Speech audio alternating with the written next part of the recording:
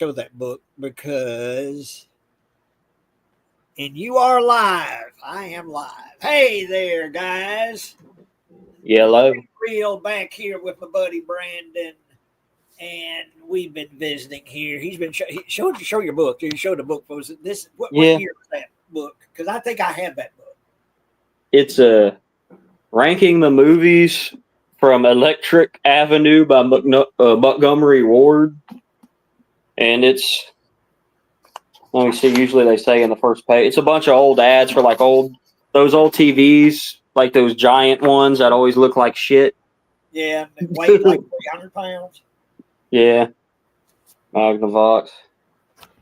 This must have been for some kind of a store or something because there's a bunch of ads. The first page says 1989, but then they have a whole nother section that was 1990 stuff. So I guess the newest, let's see, no.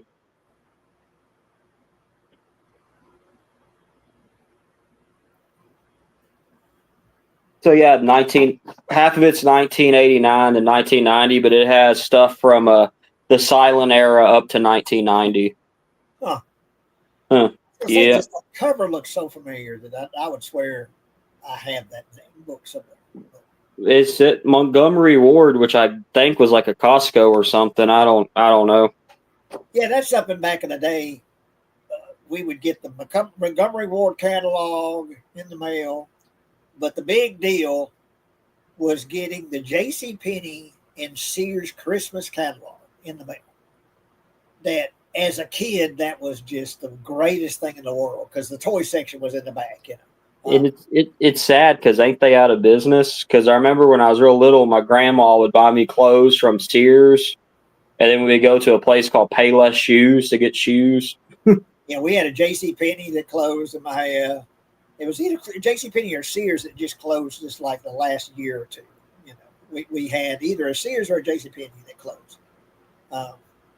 But yeah, most of them going out of business these days. There's a few hanging on. But hell, the Hillsboro Outlet Mall was getting tore down, but there was nothing there for like 10 years. I used to go to that outlet mall in Hillsboro with my friend Barry because there used to be a store there that sold like model train kits and things like that. He used to collect the like, you know, HO scale or whatever model trains. And there was a store at that outlet mall that he used to love to go to. And because I saw on the news about them closing that down, and there's a lot of people really sad about that. It was like the end of an era, you know, closing down that outlet mall. I don't know, because I'm 30, and I just remember there being stores there when I was a little kid, but for like the past decade or so, it's been vacant pretty much. Yeah. They ought to tear it down and put like a theater there. But then again, movie theaters are kind of dying too, so, yeah. But yeah, we used to go pretty frequently to that outlet mall. And there was a couple of stores that I'd go to that I thought was, you know, I think there might have been a bookstore there at one time. I don't know.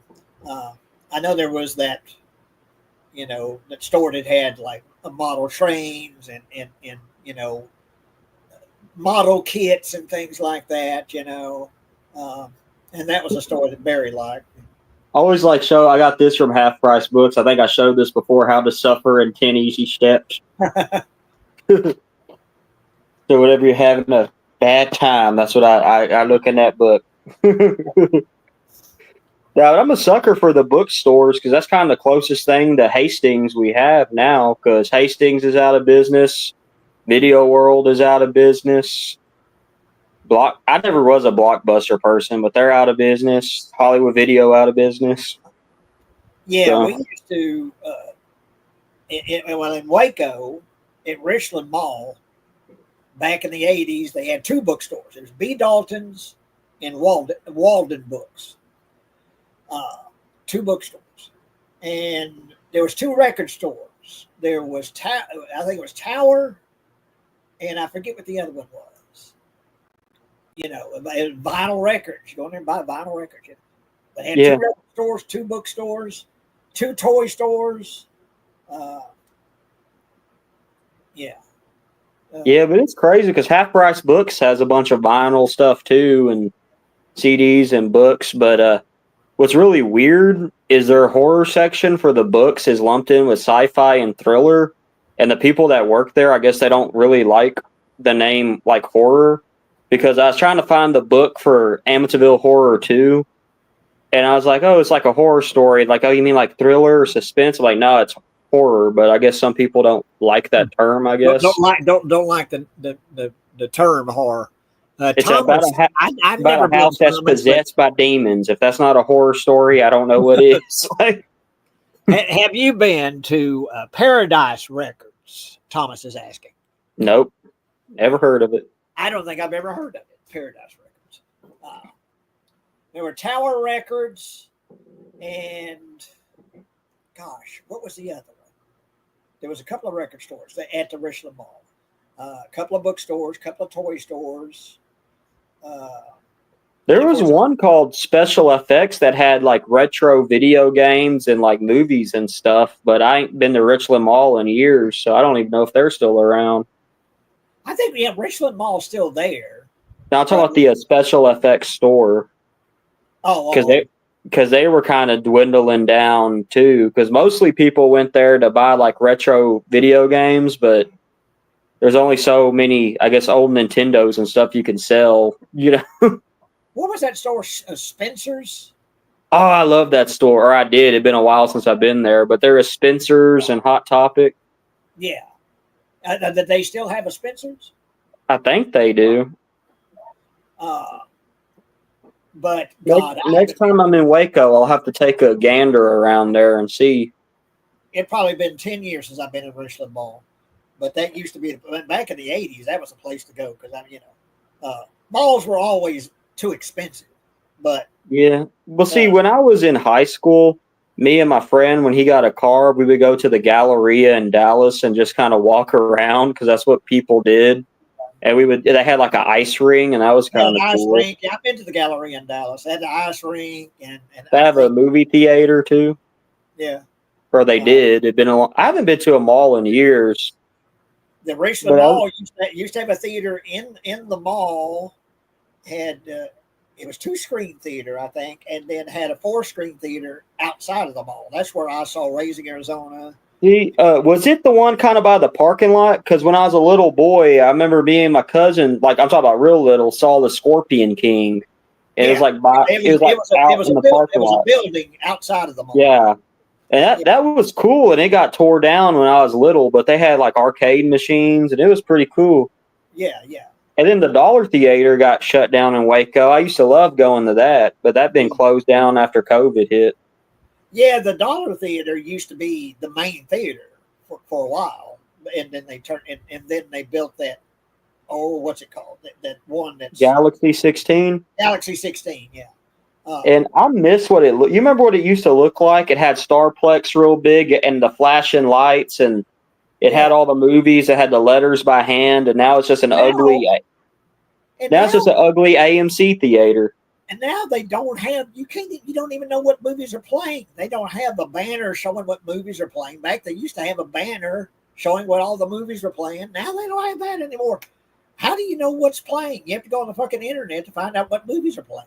Well, the box office is vacant too because they don't have no one working the box office. So you just have this little glass area that's empty, and you walk inside, and they get kind of mad at me because I always pay with cash, and so I have to like go through where the concession stand is to like buy my ticket. But they want you to use a little kiosk instead of like paying them. But that's always how I've been. I always paid with cash. I don't really like using a card. He said it looked at that. Paradise Records was founded by Leon Russell. That's I guess the singer Leon Russell. Oh, yeah, I don't think I've ever heard of Paradise Records.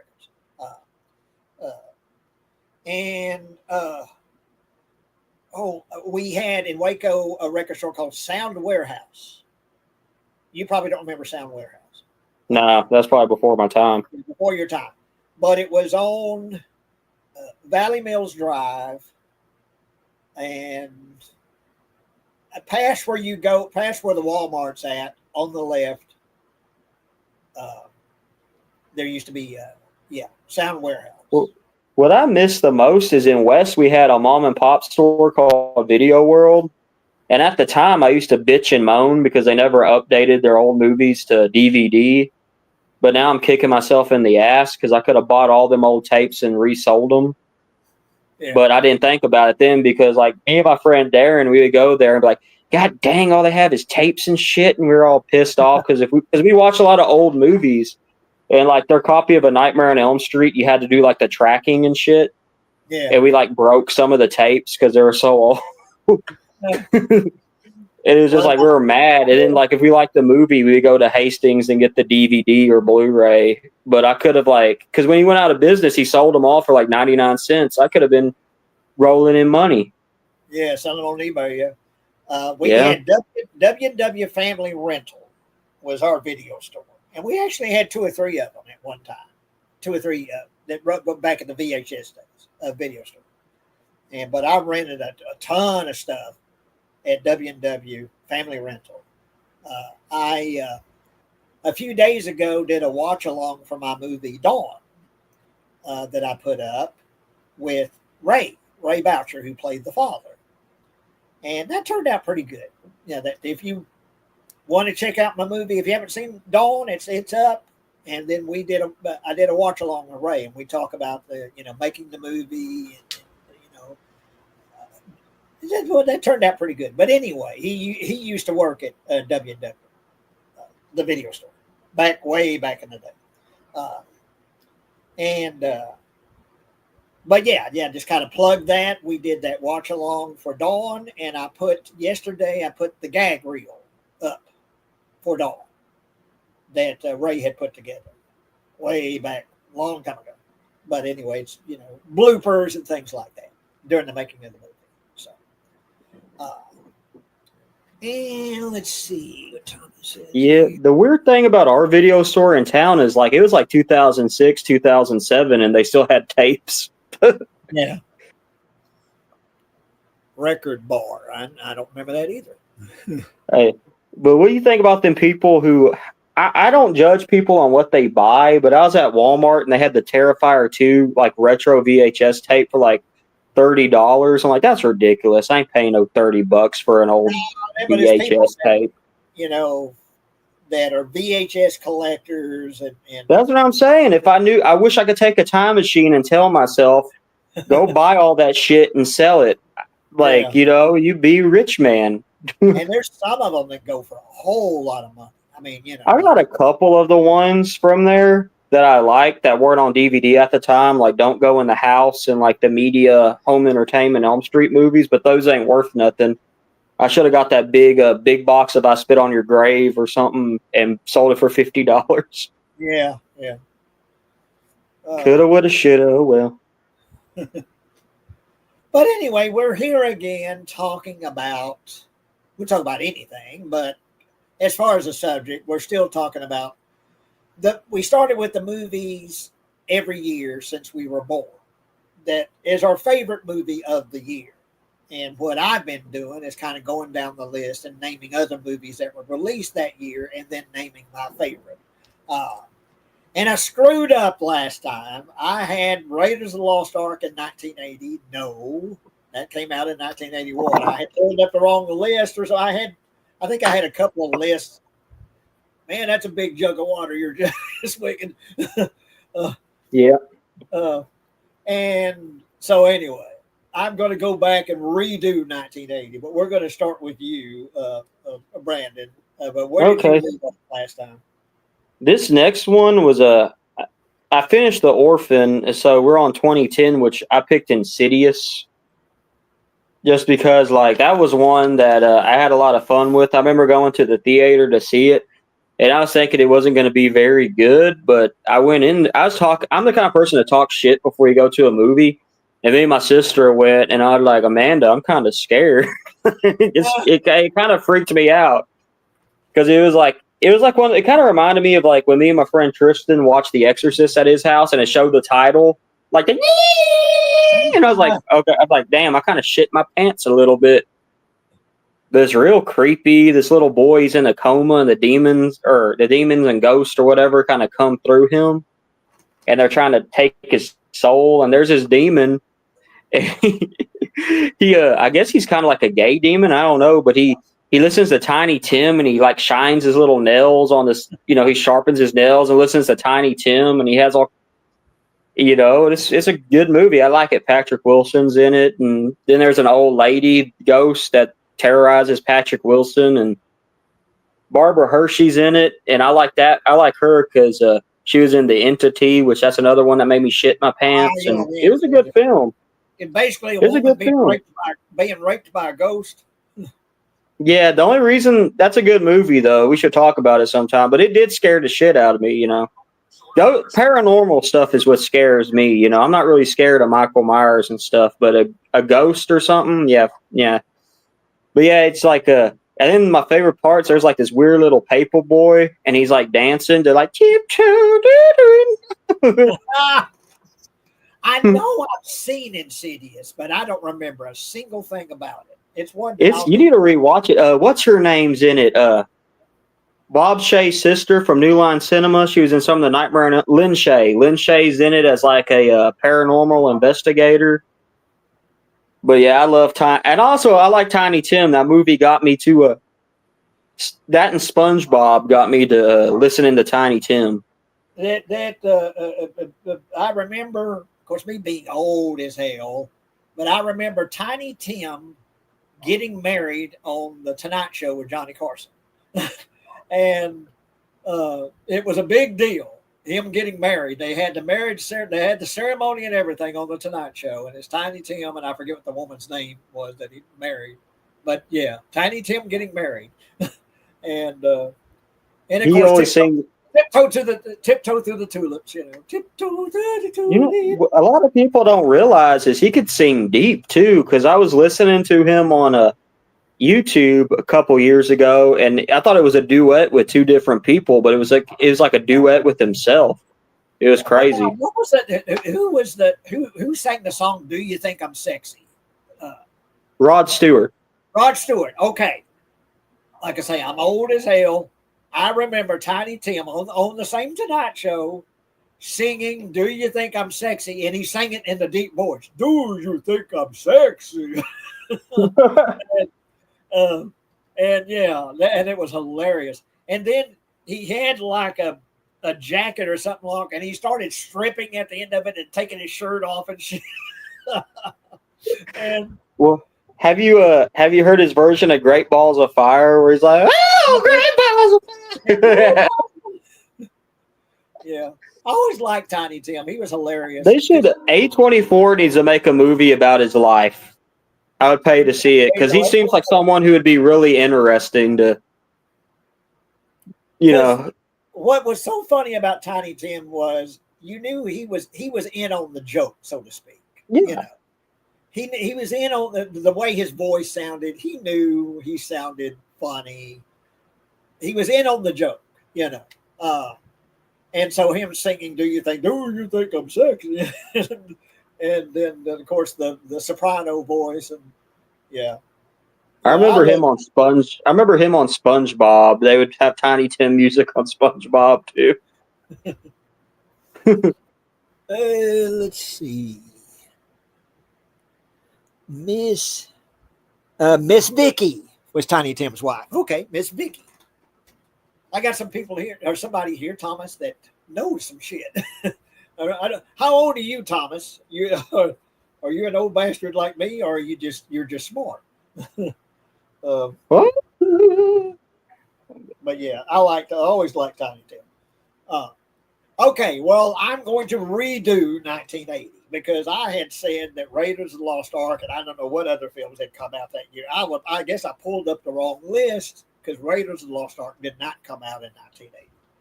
So I'm redoing 1980, and let me name some movies that came out. We spoke of, I think.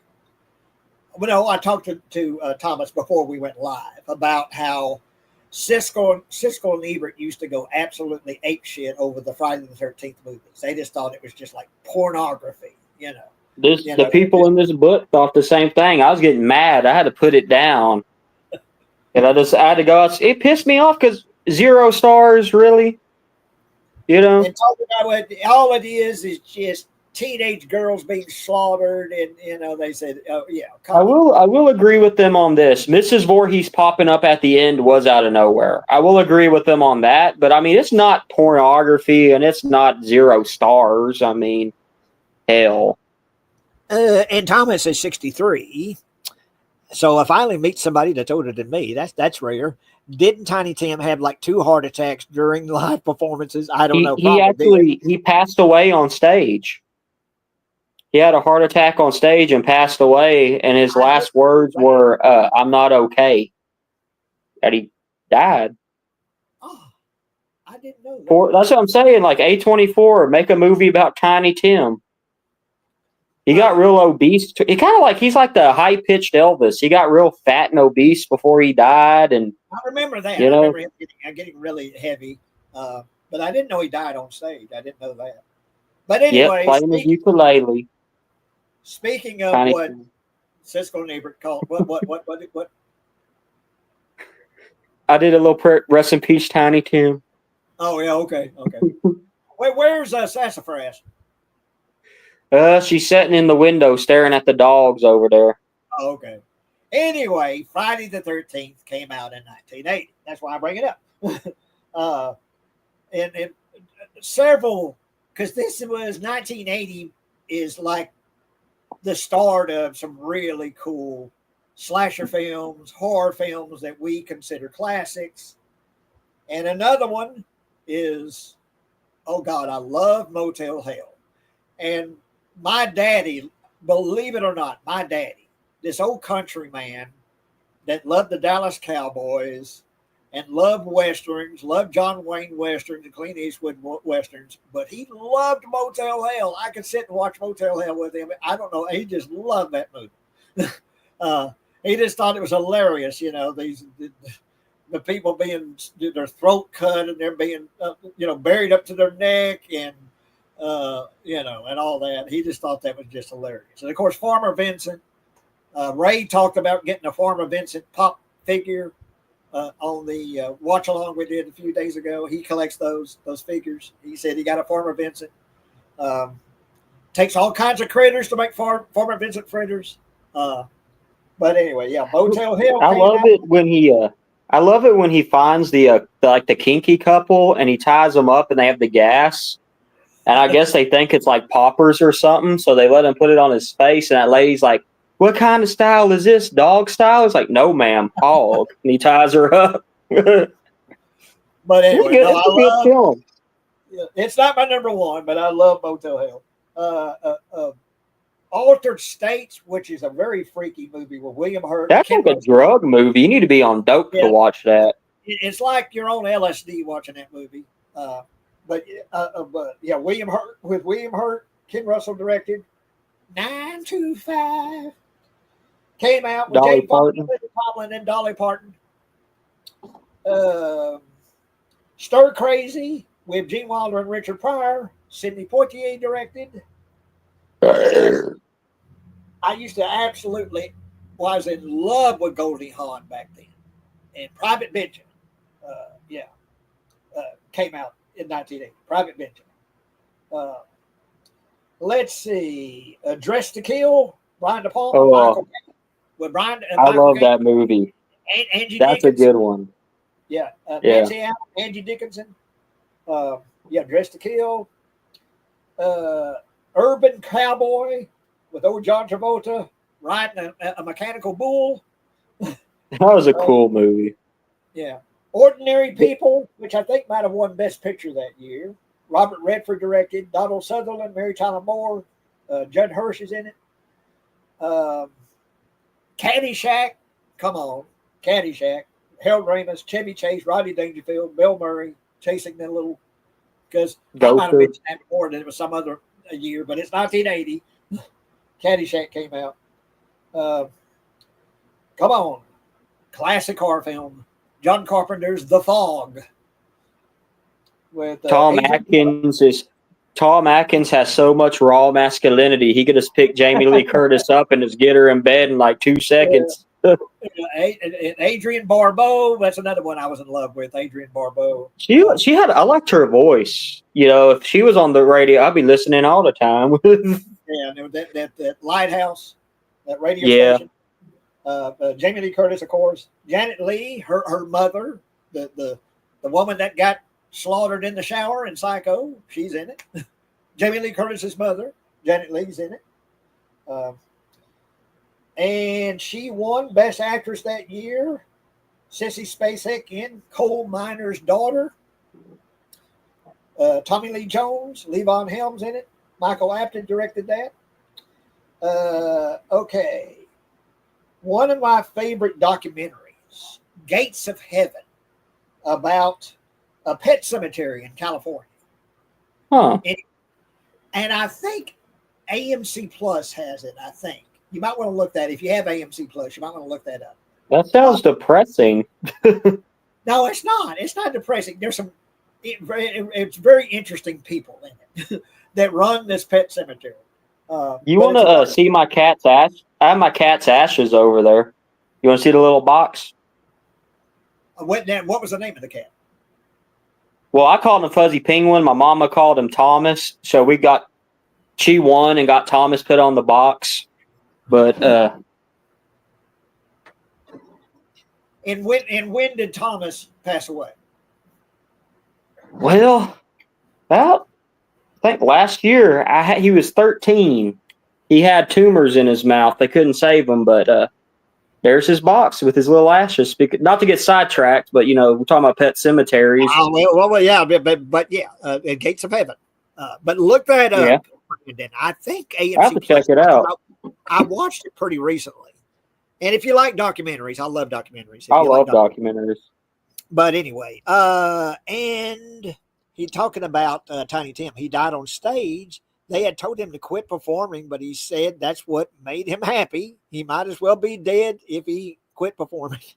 Man was a hero.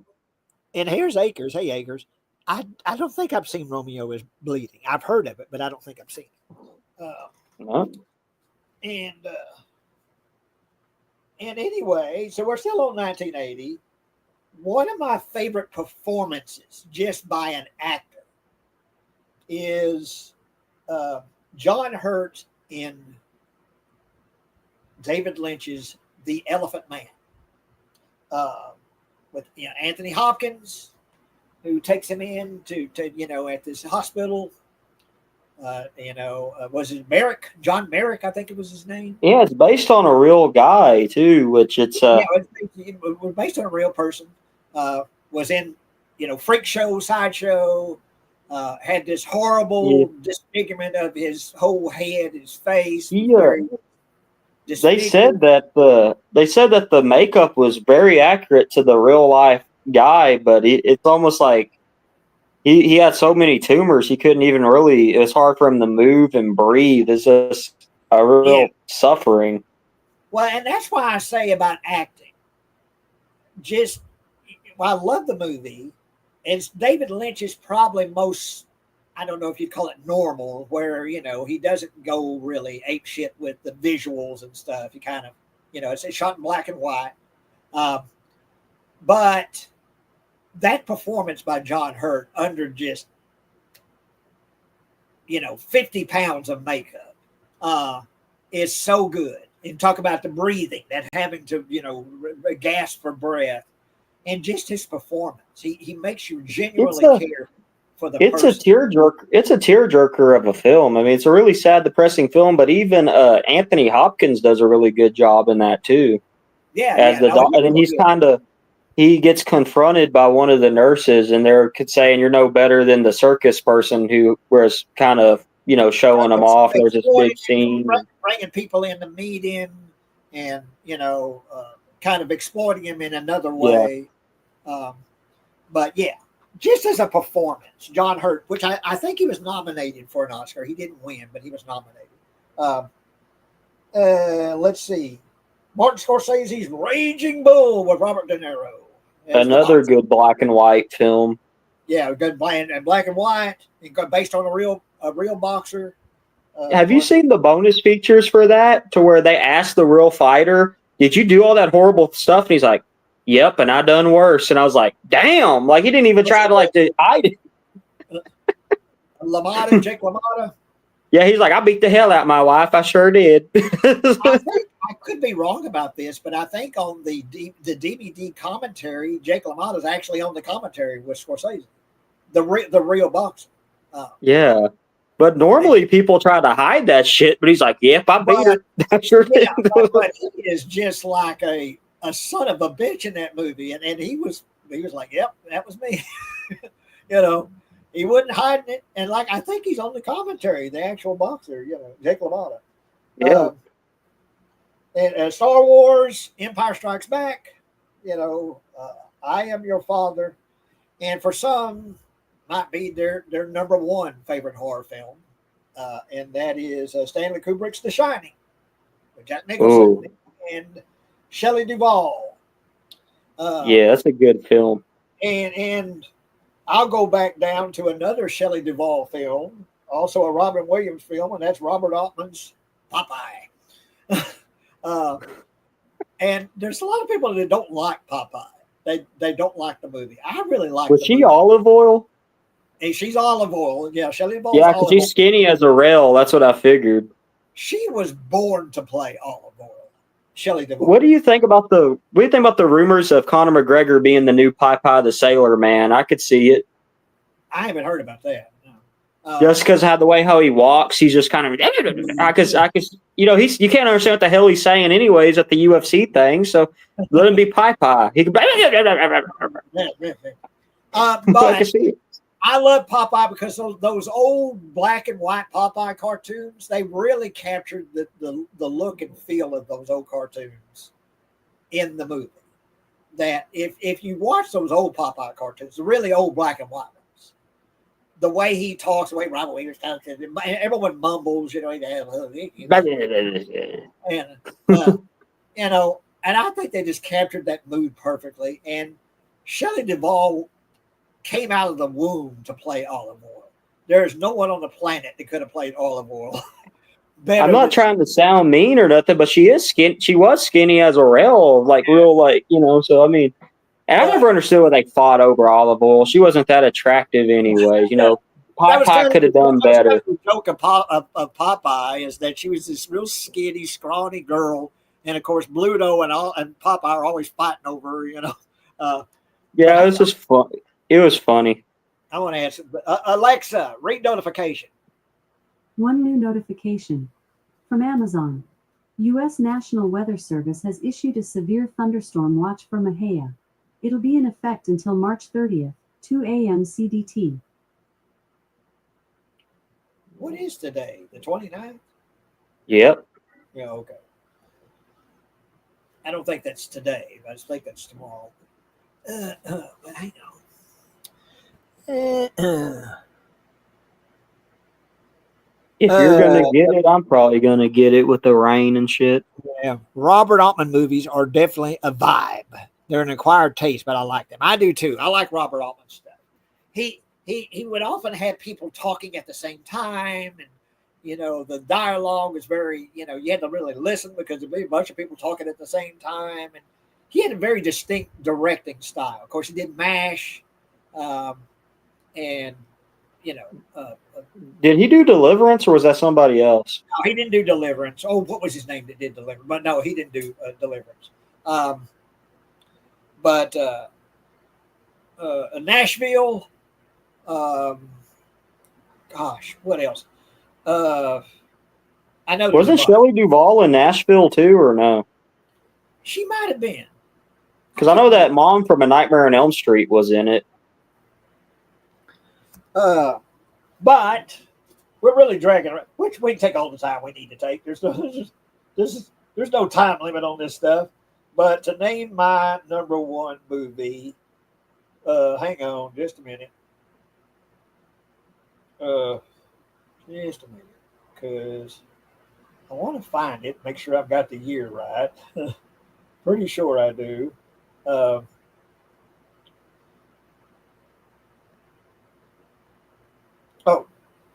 And that would be John Landis directed. The Blues Brothers is my favorite movie of 1980. And that's the one that I'll go back and rewatch multiple times. I'll watch the Blues Brothers like once every year or every other year. I'll watch the Blues Brothers. And I remember, because I'm old, I remember, John Belushi and Dan Aykroyd coming out as the Blues Brothers live on Saturday Night Live. Well, I watched it live when it was happening. And I thought that was just the coolest thing in the world. These two, comedic actors playing musicians, playing singers. And I just thought the concept was really cool. And I love the song. They sang Soul Man. I love the album that came out, Briefcase Full of Blues. I've still got that somewhere. And I love the movie, Blues Brothers. And, like I say, gosh, thinking of The Shining, that's one that I often revisit, but I watch the Blues Brothers more. That's the one that I watch more often. And that's the one I'm going to name as my favorite movie of 1980, The Blues Brothers. Yeah, that's a good choice. I like the Blues Brothers. That's a iconic film, with the black suits and stuff. Yeah.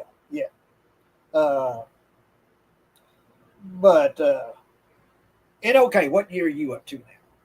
I'm on 2011, and what I'm going to say is going to sound kind of stupid, but it's a really good movie if you give it a chance, and it's The Human Centipede 2, which I know it sounds dumb, but if you give it a chance, I'm telling you, give it a chance. It's not that bad. It's pretty good.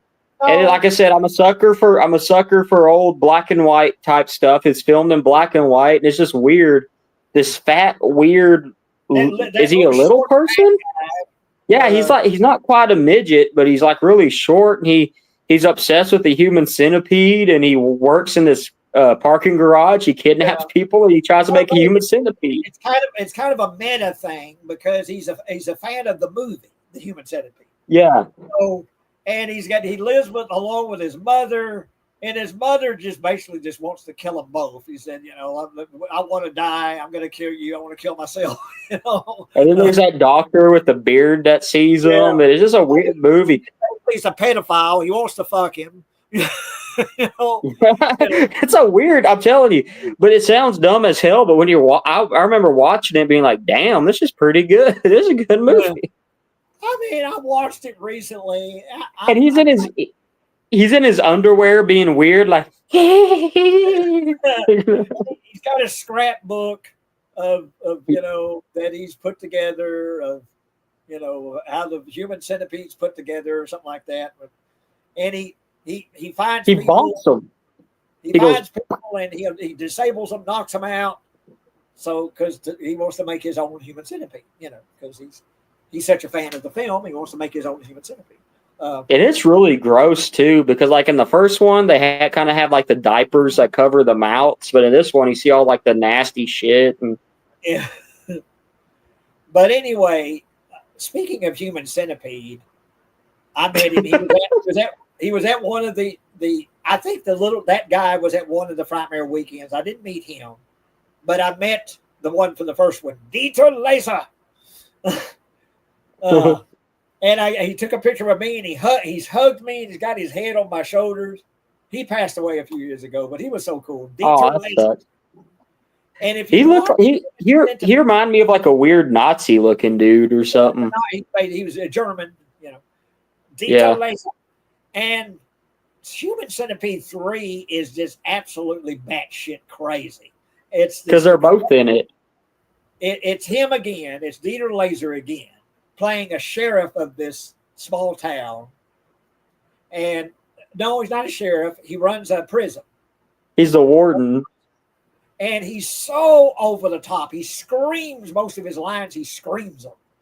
And it's got the little guy is in it too, But he's talking in this one. They're not playing the same characters. They're playing different characters than the first two films. But yeah, the little guy's in that too. Dieter Laser. That movie has some weird scenes in it too. It's just Those Human Centipede movies, like I said, like the first one, I remember watching it, and it was all right. But I was just bored one day, and I was like, I have enough money for a bottle of Mad Dog 2020 and a Netflix gift card, so I watched Human Centipede 2, and it was good. That shit'll kill you dead. That my dad used to sell that back when he had his little sporting goods store. He sold beer and he sold that cheap wine, and he would sell that Mad Dog 2020. And one day, me and my friend Mark broke into the store. We both shared a bottle of that Mad Dog shit. And I threw my guts out. Oh my God, that Mad Dog. It hits you hard, surprisingly. For wine, it's strong. You get you a bottle. You get you a bottle of that, and what was it?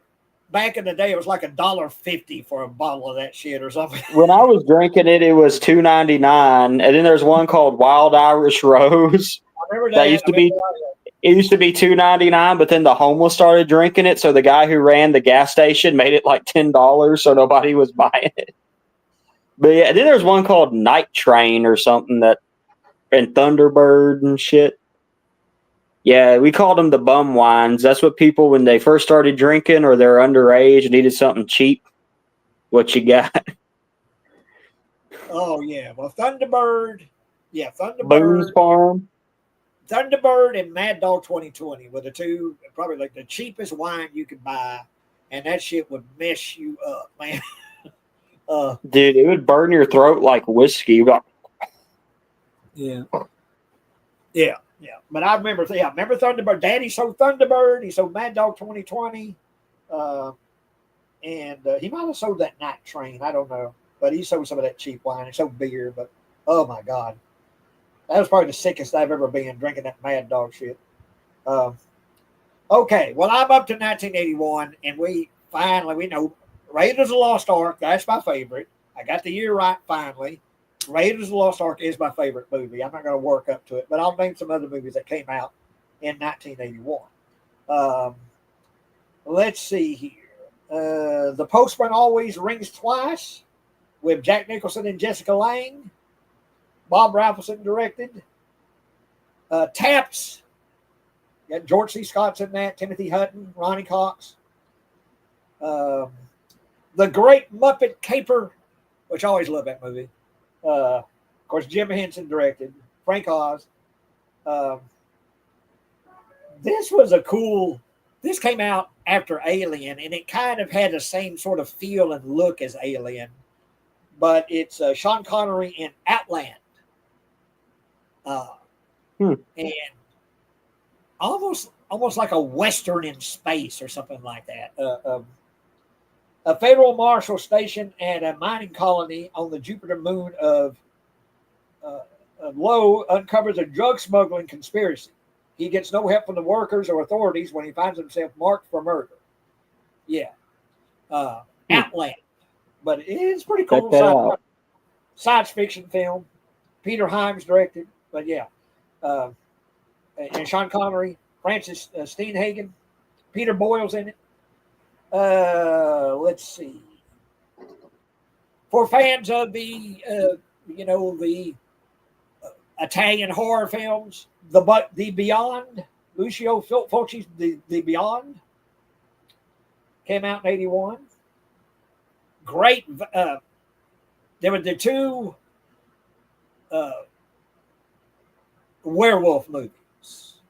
That, of course, American Werewolf in London, and The Howling. Joe Dante's The Howling. Well, Dee Wallace. I met Dee Wallace at the first convention I went to. I met Dee Wallace. I interviewed her. And Patrick McNee, Dennis Dugan. But The Howling. Yeah, great. Hang on. Sassafras is destroying something back there. I'm going to go see what she's doing. I'll be back. All right. But yeah, The Howling. Heavy Metal. That animated film. Got let's see, John Candy did a voice. Joe Flaherty of SATV did voices. That's pretty cool, based on a sort of a graphic comic back in the day. Heavy Metal. Arthur with Dudley Moore playing an alcoholic. Of course, Liza Minnelli's in it. John Gielgud, Steve Gordon directed. Quest for Fire with Ron Perlman is basically cavemen and how they live their life. Cavemen and cave women back in prehistoric times. Quest for Fire. And they finally learned how to make fire. So there you go. Reds, where Warren Beatty directed and stars with Diane Keaton and Edward Herrmann. This was what kind of an art house film.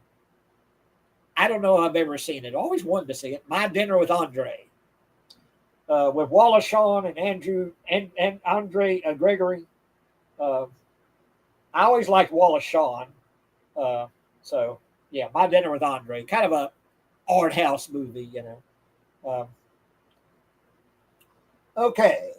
Clash of the Titans with Laurence Olivier, Harry Hamlin. Another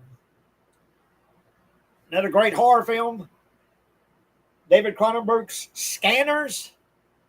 One of the greatest practical effects ever captured on film is that exploding head in Scanners. That's one that, you know, when they show like practical effects, you know, they always show that exploding head in Scanners. So if you haven't seen it, go look it up. Go to YouTube. I'm sure that you can just find just the exploding head. But anyway, I really like the movie. It's about people that have the telekinesis, kind of like Carrie, where, you know, with their mind they can make things move and they can fight each other. You know, Scanners. History of the World Part 1. It's a Mel Brooks comedy. Gregory Hines and Dom DeLuise are in it. There's some funny stuff in it. I never thought it was as funny as a lot of people thought. But I like some of the stuff in History of the World Part 1. Body Heat. William Hurt and Kathleen Turner and Richard Crenna. That's another one I used to have the hots for, Kathleen Turner. But have you seen her recently? She looks like a man. But back in the day, hot as hell, Kathleen Turner. Is it because she got old or what? Yeah, I guess so. Just got this time wasn't kind to Kathleen Turner. But oh my goodness, was she hot back in the day. Yeah, Kathleen Turner. Body Heat. Lawrence Kasdan directed with William Hurt, Kathleen Turner, Richard Crenna. I never was a big fan of Halloween 2, but you can almost put Halloween and Halloween 2 together and just kind of make that one. I always double feature them. Sir? I always double feature them. I watch them back to back. Watch it as one big movie, you know, Halloween and Halloween 2. I need to go back and watch it though, because it's been so long since I've seen Halloween 2. That's one I never thought Halloween should even had a sequel. Yeah. But as far as sequels go, that's a pretty good one. And I want to defend it because I know some people are like, the hospital's empty. And it's like, well, when I was in the Hillsborough Hospital, there was barely anybody in there. So maybe Haddonfield's just like a small town like Hillsborough, you know? Well, and don't they say basically that Jamie Lee Curtis is Michael Myers' sister? Yeah. They're like, you didn't see all the files, Dr. Loomis. That's his sister. It's like, well, if Loomis didn't know that he's Michael Myers, how the hell would Michael Myers know that that's his sister? Yeah. I guess because he's evil. I don't know. That aspect I didn't like, having her be his sister. But I need to go back and rewatch it because it's been so long. It's a good film. The mask looks a little weird, but they said it's the same mask as the first movie. But it looks kind of, I guess it's a little, maybe the guy had a bigger head. I don't know. Okay. But I love that movie. Yeah, I do. Let's catch up on some comments here. Acre says excited for your 87 picks. I decided on Untouchables, I think. Still so many. Is that the Al Capone movie with I love that. Yeah, and De Niro? With Robert De Niro's Al Capone, Sean Connery. But no, I love the Untouchables. But anyway, and Thomas says, don't forget Wolfen. I thought it was best of the three. I don't think it's the best of the three, but I like Wolfen. And Thomas says Dudley Moore based some of his performance in Arthur on his old comedy partner, Peter Cook. Arthur's a good film. I like the second Arthur the best, though. Turner has rheumatoid arthritis. Kathleen Turner has rheumatoid arthritis. A lot is her medication. I guess it's with the way she looks and her appearance. Whatever year Annie is likely number one for that year. Yeah, Annie. Woody Allen's Annie. But was not alive yet. Okay. So where are we at here? I've already said, my favorite movie is Raiders of the Lost Ark because I screwed up last time. On Golden Pond with Catherine Hepburn and Henry Fonda. That's a nice old film. I used to be able to do a really good I can't do it anymore, but back in the day, I used to do a really good Henry Fonda imitation from On Golden Pond. And I entered some festival contests back back when I was in drama in Navarra College and in high school in my senior year. I entered into some contests imitating Henry Fonda and On Golden Pond. And me and a girl did a scene from On Golden Pond. Yeah. And won some. I think we won like third place or something. Another great Brian De Palma film, Blowout. Yeah, that's a great one. With John Travolta and Nancy Allen and John Lithgow. John Lithgow plays a great villain in that one. John Travolta is really good in that. And a great direction by Brian De Palma, Blowout. About he's a sound guy for movies. He's a whatever you call them, but people that do the sound for movies. John Travolta, and he sees a car wreck, and he thinks something's happened. This is a murder is afoot.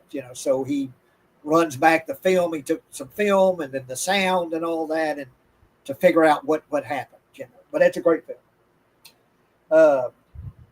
Ivan Reitman directed. Bill Murray stars in Stripes. John Candy, Harold Ramis. Yeah, Bill Murray in Stripes. That's a great one. Chariots of Fire, which might have won Best Picture that year. That's got that Vangelis soundtrack. Chariots of Fire. James Bond movie, For Your Eyes Only, with Roger Moore as James Bond. I love Excalibur. Yeah. John Borman. That when you talked about who directed Deliverance. That's who it was. I think that was John Borman directed Deliverance. Yeah, I got a copy of that from Half Price Books like 2 or 3 days ago. And that's a fun one. Excalibur. Yeah. Okay, we spoke about the werewolf movies. An American Werewolf in London came out the same year as the other one. The Howling, was it? Huh? Was it The Howling? The Howling, yeah, An American Werewolf in London. And Rick Baker was originally going to do the makeup for the Howling. But for whatever reason, he went to an American Werewolf in London, and Rob Bottin from The Thing did the makeup for Howling. London's the better film, I think. What's that now? I think London is the better film over The Howling. That's just my personal preference. It's the one that I go to more. Yeah. I don't know if it's the better film, though. I kind of put them even. As far as quality, I kind of put them even. I just enjoy American Werewolf in London more. I like how there's a dead guy that he sees that's kind of following him around, and it's. I guess I go to American Werewolf more often because it's got that comedy aspect. It's a comedy horror film. Yes, that's a phrase. Now this one is Twinkie. Oh, that's Twinkie. That didn't say surprise. Okay. No. Twinkie. She's called Twinkie because of how fat she is.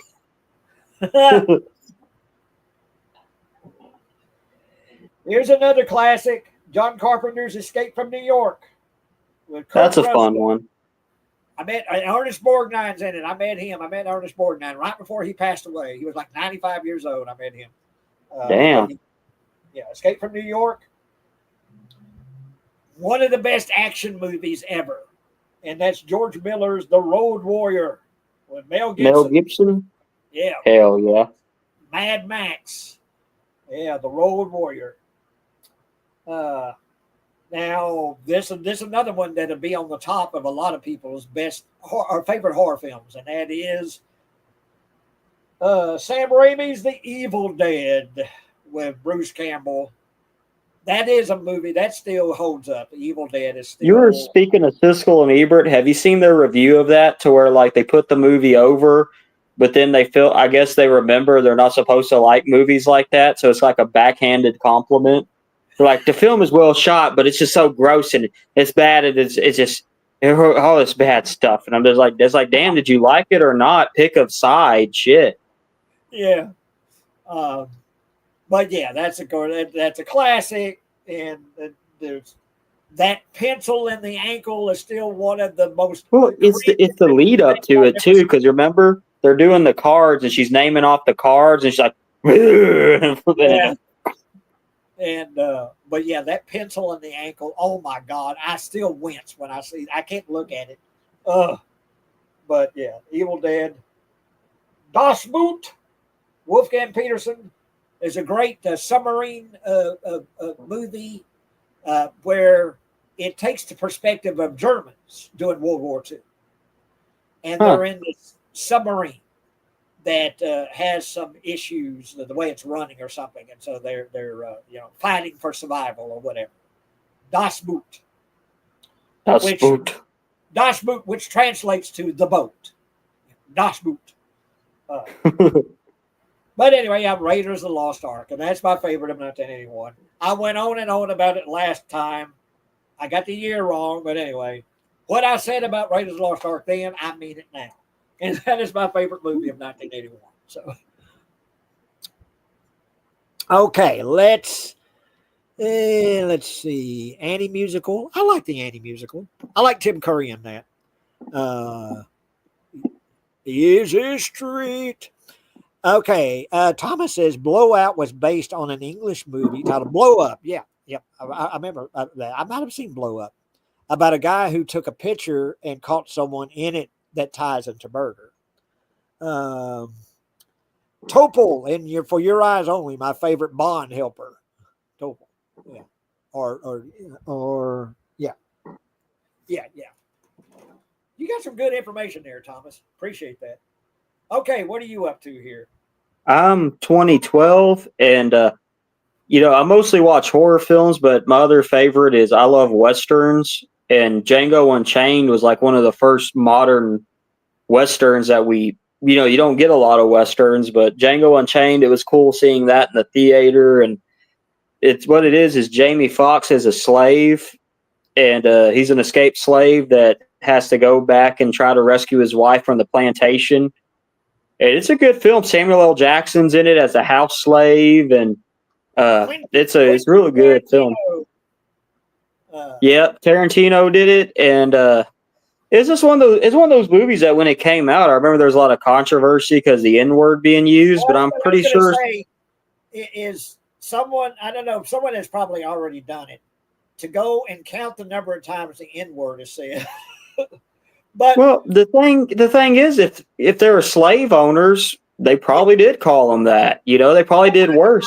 I watched the Roots miniseries here, like last month, and like every episode of that has the N-word flying just. And when it comes to Tarantino, even with a movie like Reservoir Dogs, I grew up around old white dudes who talk like that. They would say the N-word, like,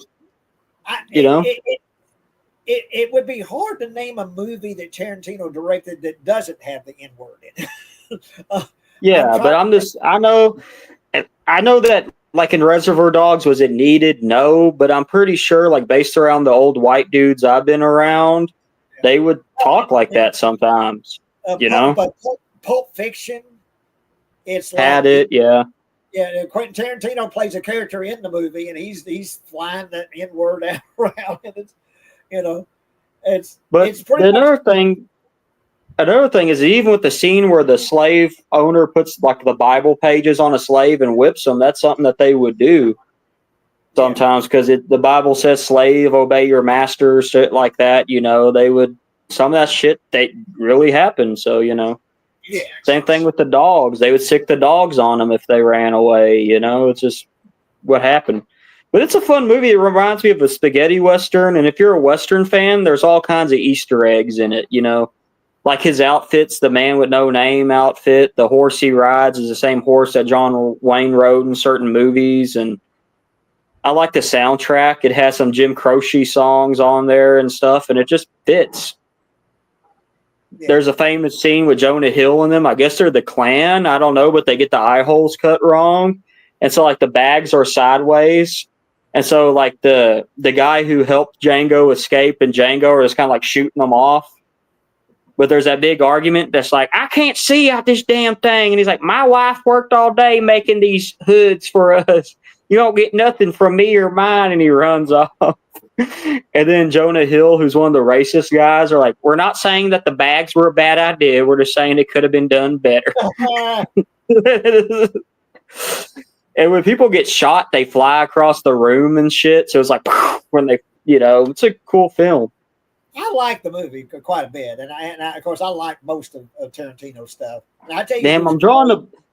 Is it? I think Leonardo. Yeah, it's Leonardo DiCaprio is the plantation owner, and Tom Savini actually plays one of the plantation owners, and I didn't know it was him until I looked it up because they put so much makeup on him. He doesn't even look like Tom Savini.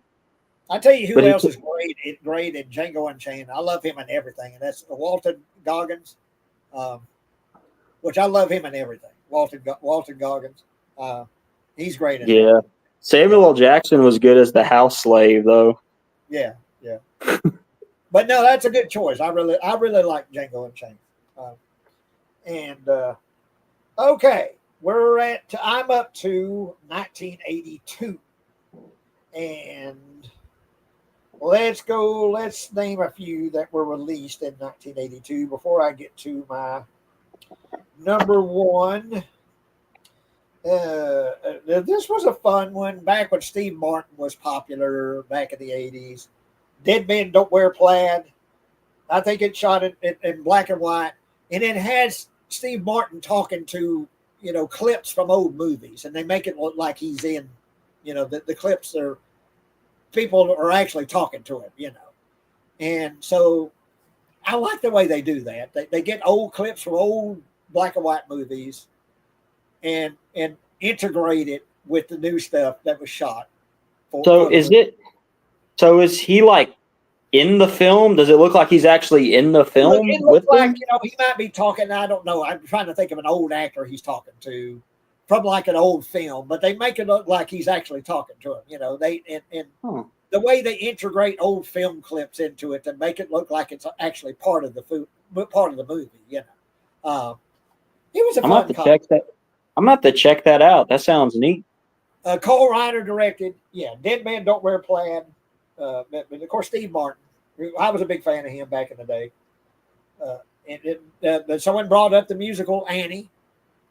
Yeah, and of course, John Huston directed. Aileen Quinn, I think was her name. Albert Finney, Carol Burnett's in it. Tim Curry's in it. And let's see.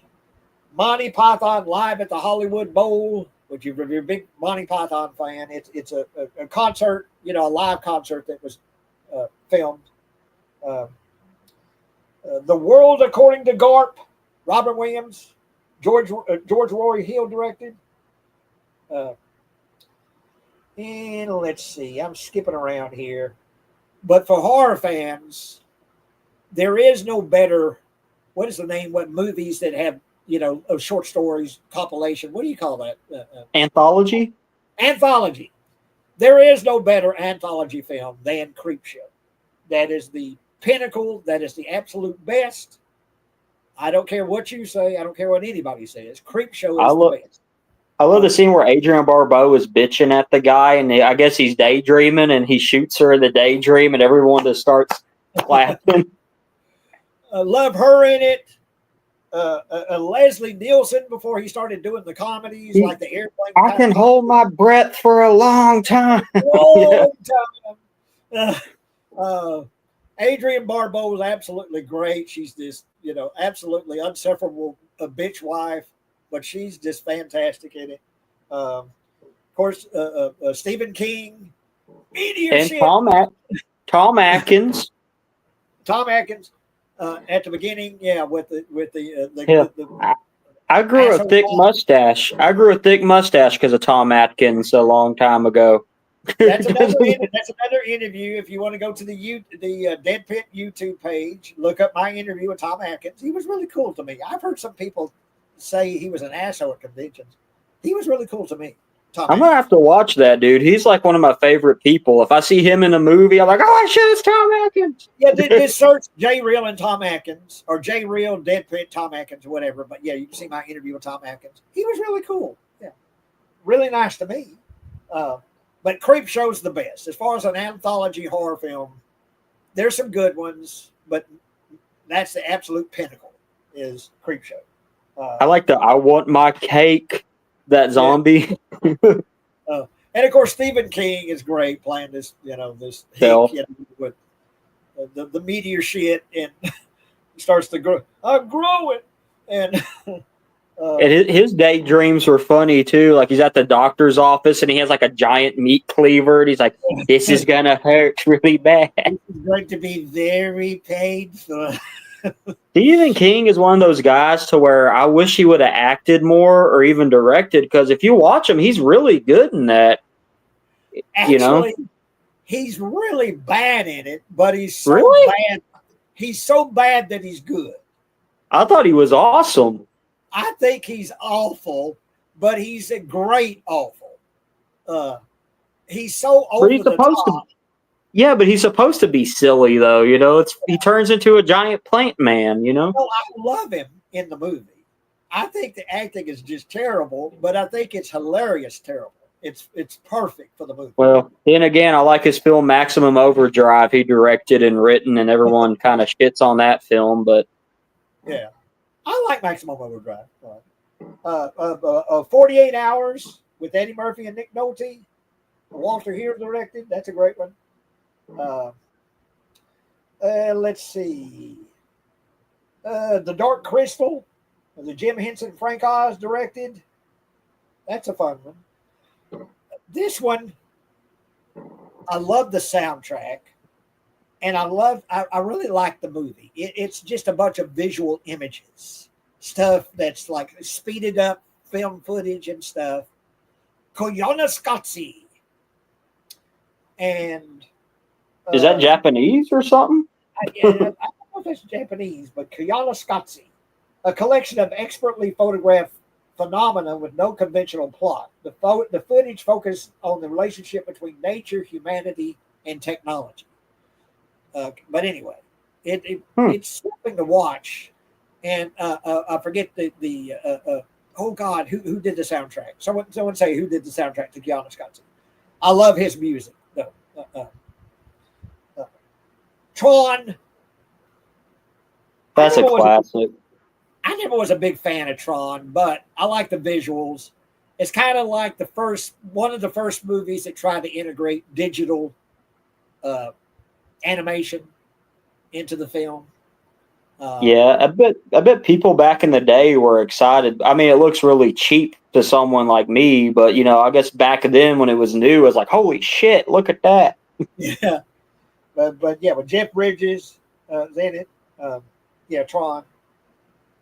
One of my favorite '80s films, Fast Times at Ridgemont High, with Sean Penn and Jennifer Jason Leigh, and Judge Reinhold, and Jennifer Jason Leigh getting topless. And like I say, I might have talked about that earlier. I screwed up, but anyway, it came out in '82. Conan the Barbarian with Arnold Schwarzenegger, James Earl Jones, Max von Sydow. Yeah. One of my favorite just movies, period, is Scorsese's The King of Comedy with Robert De Niro and Jerry Lewis. And a great performance by Jerry Lewis, playing it straight, not playing he plays it straight. He basically plays kind of a Johnny Carson, character that has a talk show and Robert De Niro's obsessed with him, and he thinks he's a comedian, and he wants to be on his show, be on Jerry Lewis's talk show as a comedian. So he kidnaps Jerry Lewis. Him and what's the girl? What's her name? Kidnap Jerry Lewis. Damn, I'm gonna have to see this. This sounds interesting. Oh man, you got to see King of Comedy. It's one of the best movies ever. Because when I think of Jerry Lewis, I think of like him being all silly and shit. But if he's like serious, and if and you said Robert De Niro is like stalking him and kidnaps him and shit. He wants to be a comedian. He wants to be on his talk show as a comedian, and so he kidnaps. And what's her name? What's the girl's name? That actress's name? I love her too. But God. But hang on. So is it like is it a comedy or is it like a serious type film? It's kind of semi-serious, semi-comedy, but it's Scorsese. Come on, one of the best directors ever, Martin Scorsese. Yeah. But anyway, if you haven't seen it, God, you got to see The King of Comedy. Yeah, that sounds like that'd be in my wheelhouse. I like crazy people movies. It's one of my favorite movies. Period. Is King of Comedy. Yeah. Rocky III came out. And Sylvester Stallone directed. Tootsie, with Dustin Hoffman playing a woman, dressing up as a woman to be on this, what was it, soap opera, Terry Garland, Lane. Bill Murray's got a great part in Tootsie. Pink Floyd, The Wall. I've got the poster hanging on the wall. That is a fun movie. That's the one that's like, it's like some scenes are animated with like the walking hammers, but then there's that, how can you eat your pudding if you don't eat your meat, or whatever that weird band was. They have their weird little faces going in the meat grinder. If you don't eat your meat, you can't have any pudding.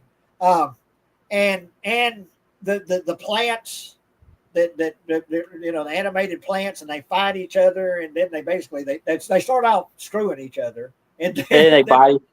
Then they start chopping on each other, but yeah, Pink Floyd, The Wall. I love the music, and I love the album, and I love the movie. Alan Parker directed. Bob Geldof. Star Trek II: The Wrath of Khan. Khan. Of course, William Shatner, Leonard Nimoy, DeForest Kelley. That's a great one.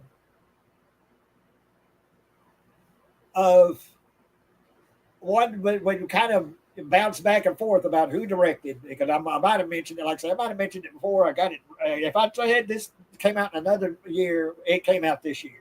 Poltergeist. Yeah. Toby Hooper did. Toby Hooper directed. I think the guy rips his face off. Yeah. Spielberg, I think, was too busy directing E.T. to really be directing. Yep. He was in there. He was on set. No, he probably said, I need you to make this look like something that's more presentable than, let's say, Texas Chainsaw Massacre. This is more mainstream. It looks like a Spielberg movie. It does. Yeah. It looks like Spielberg directed the thing. It has the opening where he's riding the bicycle and it's got the beer and all that, and the music. Everything looks like a Spielberg movie. But Toby Hooper is the director. First Blood, Sylvester Stallone. I actually bought that from Half Price Books too. Yeah. First Blood. Yeah. And the first one is really good. It's the Rambo movies after that went really, action film, very over the top action film. It's so weird because the first movie is like kind of like an anti-war film, really, when you think about it. And then Rambo 2 is just like, yeah. That's really these really high action, action films. The Rambo films after that, but the first movie is about he's a Vietnam veteran, returns to this town. And he doesn't want to start any trouble, but the sheriff's fucking with him, and sheriff's fucking with him, and all that. But And The one thing the book did better than the movie is in the book, the sheriff was a Korean veteran that hated the Vietnam guys for whatever reason. You know, he just didn't like them. And so it's kind of was like a Korean veteran versus a Vietnam vet. But in the movie, you're kind of wondering why the hell is he fucking with them? He just doesn't like them, you know? It's just, I don't know. That's the thing that a lot of the Vietnam vets talked about is they were treated like shit when they came back. That they were treated almost like criminals for fighting in a war. They couldn't help that they were fighting in this war. They were drafted. They were doing what they had joined the Army or Navy or whatever to do. They were just doing what they were supposed to do. You know, whether you believed in the war or not, they were doing what they were supposed to do. And when they came back from the war, they were treated just like criminals. They were just treated like shit, Vietnam veterans. But anyway, yeah, The First Blood, you know, it's not this big epic action film. It's very tense. And, you know, when you learn that Rambo has got some skills that he learned. He's killing them with sticks and shit. Setting up traps and stuff. But anyway. And I like his boss. His boss is all like, if you're going to go after him, you need something. What do we need? A good supply of body bags. Dun, dun, dun. Let's see. He said Sarah Bernhardt, but I think it's Sandra Bernhardt. That's who I was thinking of. And King of Comedy, Sandra Bernhardt. Let's see. Lewis did a series role on Wise Guy. But anyway, yeah, if you ever seen King of Comedy, you've got to look that up and watch it. I got to watch that. That sounds awesome. All-time favorite movies. And just a movie, and De Niro, one of his best performances, Robert De Niro's best performances, as this guy that's obsessed. He's a, yeah. Okay. Now, we're going to get to my number one, but let's talk about two Alien films. One of them being my number one for 1982, and one, E.T. the Extraterrestrial, of course, Steven Spielberg. It's a classic. It was probably a lot of people's favorite movie back then. That was, you know, come on. A great family movie. Great direction by Steven Spielberg. Of course, Drew Barrymore, Henry Thomas. Yeah. It's a classic. That's one of those movies that was on so much when I was a kid that, like, well, I guess I've seen it. I got the year wrong and I screwed up. I've just seen it too many. I just seen it too many times, but it's good, you know. And another one, just great visuals, the look of it. I'm going to get to my other Alien movie, but the last one I'll mention before I get to the Alien movie, which is my number one, Blade Runner. Ridley Scott's Blade Runner with Harrison Ford, Rutger Hauer, and Sean Young. Great visuals. The floating spaceships and just that, and the advertisements on the sides of that building, you know, and all that. It's real gross kind of looking too. Like it's like this is like a dirty looking city, you know. Yeah, grimy. And it's always raining. It's raining all the time. But great visuals, great direction by Ridley Scott. Of course, Harrison Ford. Rutger Hauer's great in that. A Blade Runner.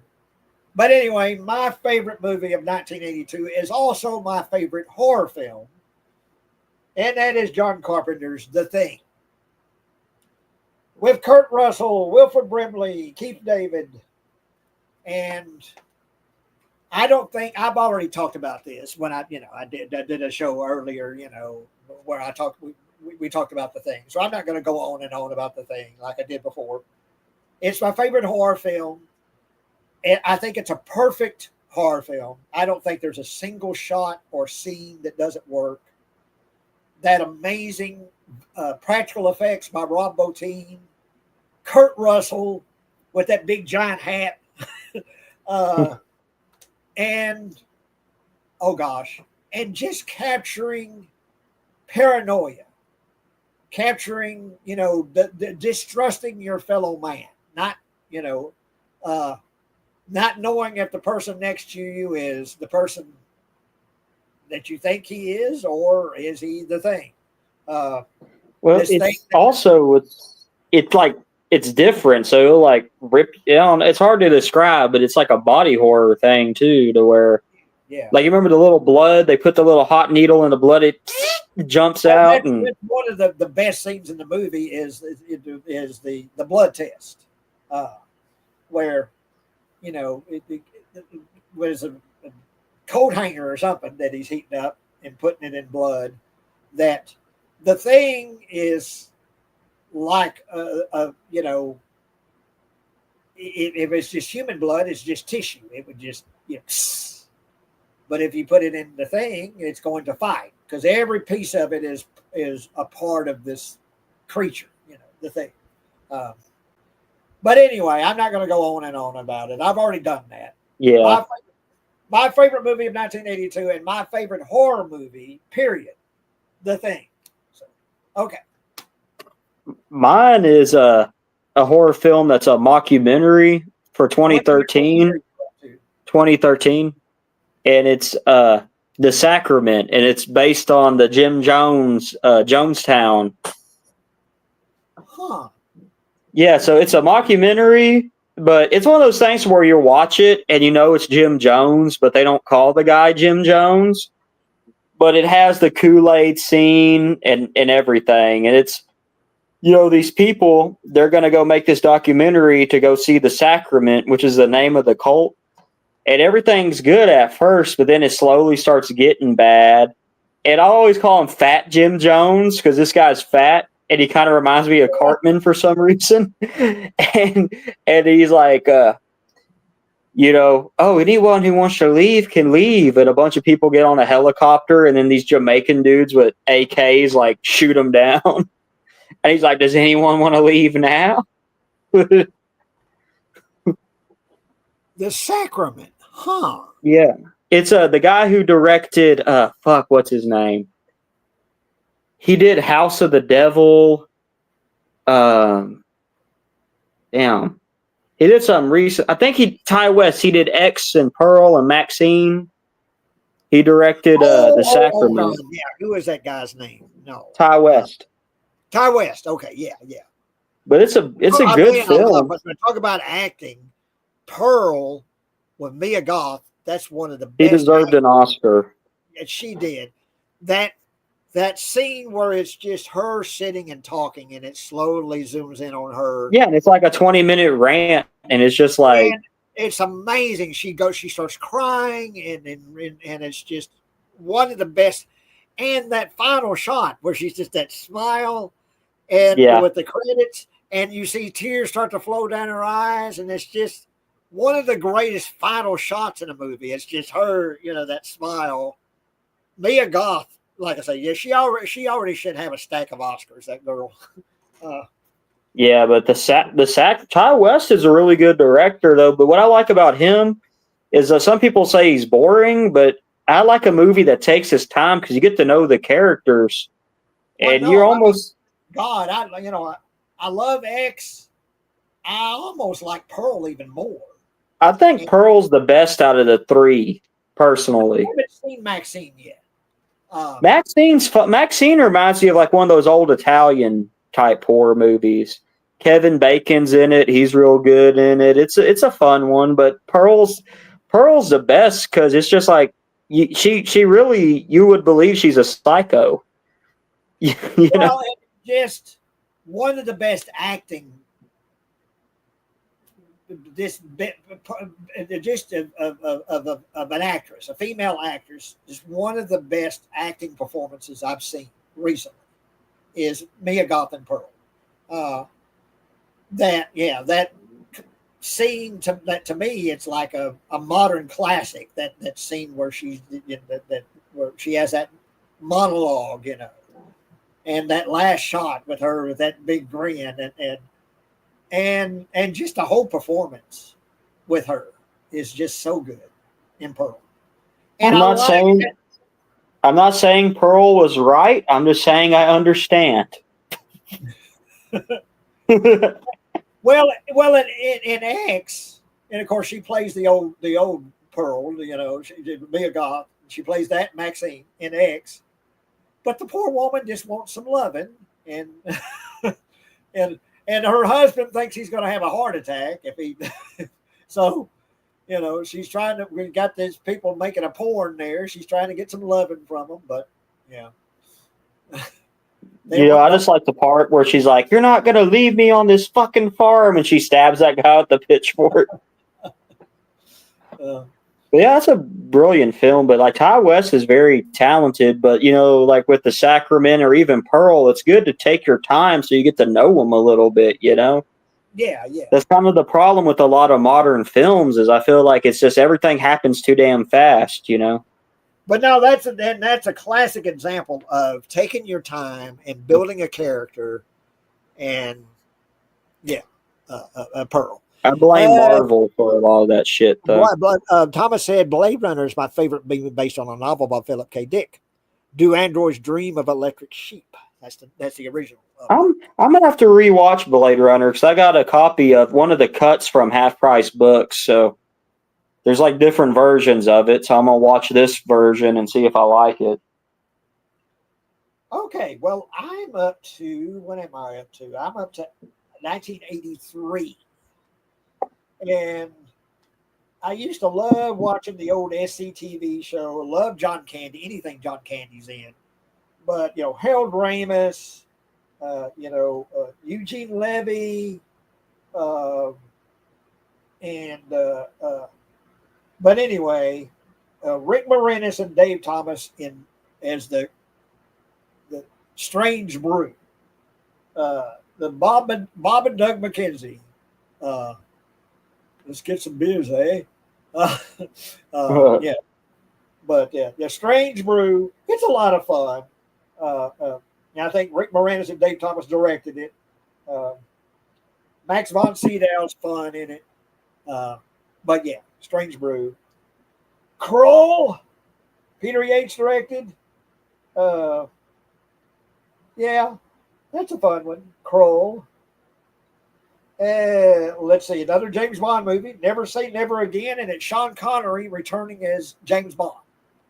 This is the last time he played James Bond, and Never Say Never Again.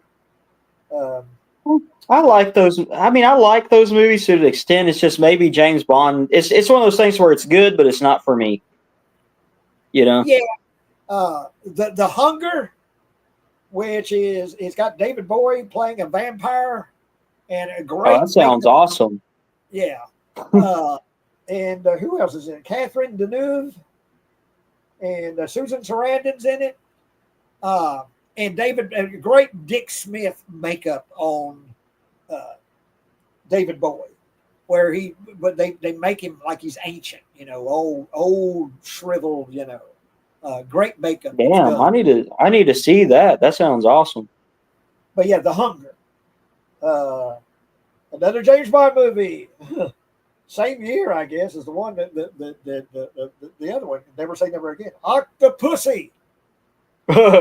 Hell yeah. More. That's one that's just fun. It's just fun to say. Octopussy. Octopussy, hell yeah. Brainstorm. I always liked Brainstorm. Christopher Walken, Natalie Wood, Louise Fletcher, Douglas Trumbull directed. Flashdance came out then. That was all the rage back then with Jennifer Beals. Flashdance. Another Dirty Harry movie, Clint Eastwood's Sudden Impact. That's a good one. With Sandra Locke. They used to bump uglies with Sandra Locke before she went nuts on him. Hey, she was that's another character to where I understand. I'm not saying she's right, but I understand.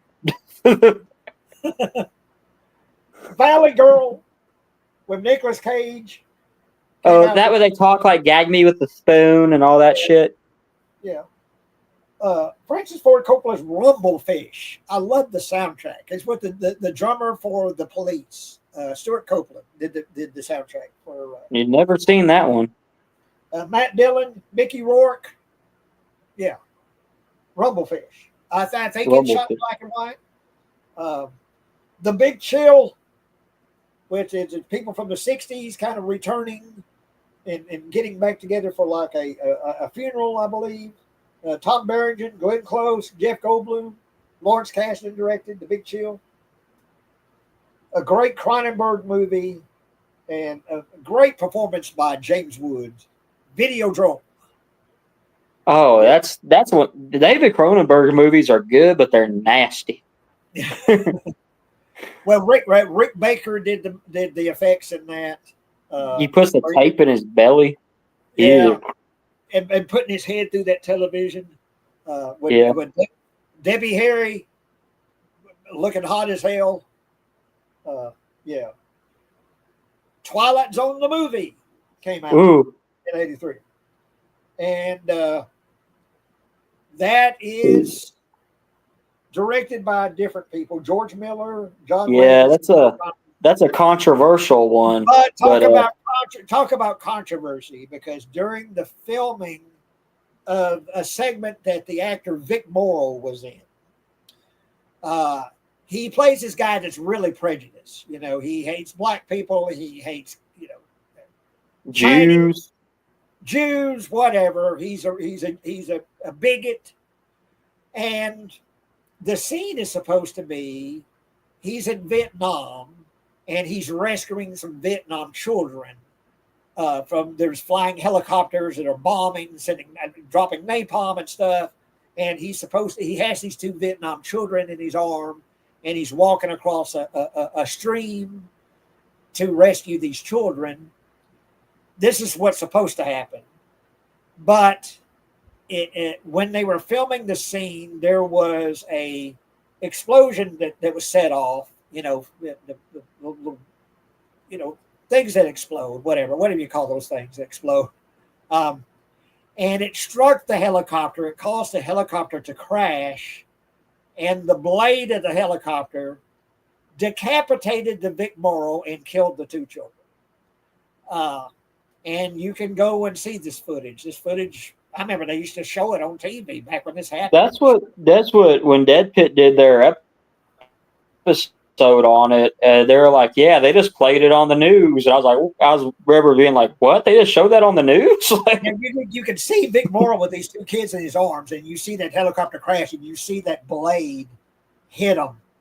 Now, can you see his head flying off? You can't really see that, but you can see that blade hit him, and the water splashes, and that it's just a shame. It's a shame that happened, because I love that movie. There's so many good stories in there, like with the monster on the plane, and then the one where the old people turn young, and it's a good film. It's just but whenever I hear it, I just instantly think of all that bad shit. Yeah. But no, I enjoy the movie. That's my favorite, Nightmare at 20,000 Feet, with what's his name? What's that? Was it Lithgow, John Lithgow. That's my favorite segment. And by George Miller, who directed the Mad Max movies, he directed that segment. But yeah, that's that movie that's steeped in controversy because of Vic Morrow being killed by that helicopter. And John Landis went to court for that, and I don't think he was convicted of anything, but he was the man in charge, and really he was responsible for what happened, because there was something he should have done. Shouldn't have had a damn actor out there, with real helicopters flying overboard and explosions and shit. That was dangerous to begin with. Holding two kids, shit. But yeah. The Dead Zone, David Cronenberg, Christopher Walken performance in that. Dead Zone. Risky Business with Tom Cruise, Paul Brickman directed, Rebecca De Mornay. Let's see. Another great horror film and a great performance by Dee Wallace. I'd like to go look at I was all nervous talking to Dee Wallace. So it's not a very good interview, but you can see my interview on the Dead Pit YouTube channel with Dee Wallace. Cujo. Well, Louis Teague directed with a rabid dog pursuing Dee Wallace and her son. I like the ending in the book a little better because you know for a fact the kid dies, but in the movie it's kind of ambiguous. I don't know, but that's like, yeah. Well, I mean, come on though. You have a movie that's supposed to appeal to audiences and all that, and you got to kill the kid. No. Yeah, I mean, I would. It's the end of the movie. Hell, they already bought their ticket. Because the moral of the story is they're shitty parents anyways. It's kind of like with Pet Sematary. They're shitty parents. That's why that happened. But the kid dies in the book, but no, they don't kill the kid. But the Saint Bernard, great performance by Saint Bernard in this movie. And yeah, well, you saw my movie Dawn. You said the ending that you like the ending of Dawn. Yeah, it's a dark ending. How else would it have ended? I don't, I kill a kid in my movie, so. But yeah, Cujo, Blue Thunder, which is the Roy Scheider, but it's kind of an experimental helicopter. That's a good movie. John Badham directed. One of the best. I did a watch along for this film. One of the best slasher films. One of the most batshit crazy slasher films ever. And of course, that ending. But Sleepaway Camp. Oh, I love that ending. My buddy Terrell told me to watch it, and I was like, "This movie's kind of shitty. I want to turn it off." He's like, "You got to finish it. You got to finish it." I was like, "Okay, I'll finish it." The movie, and then the ending, I was like, the movie is so over the top. I love Felissa Rose in it because she barely talks through most of the movie. She barely says anything, but the characters in that movie are so over the top.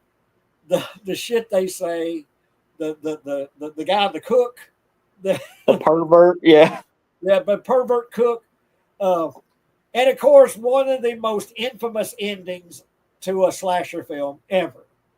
The ending saved it for me, and I think if it didn't have that ending, that movie might have been forgotten about because to me it's kind of a shitty film, but then that ending saves it. I love it.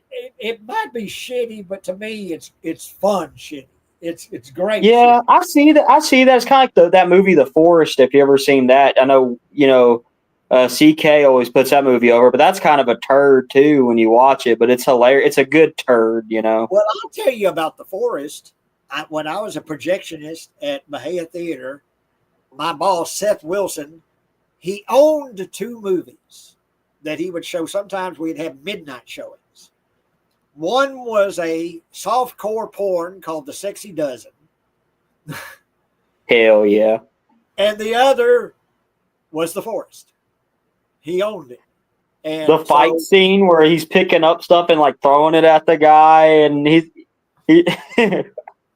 but yeah, he owned it. He owned The Forest and The Sexy Dozen, where the famous scene in The Sexy Dozen where this girl gives a blowjob to a banana. But yeah, he owned The Forest. So I saw The Forest several times. But yeah, Sleepaway Camp, to me, it's a classic. Classic ending. And there's another one that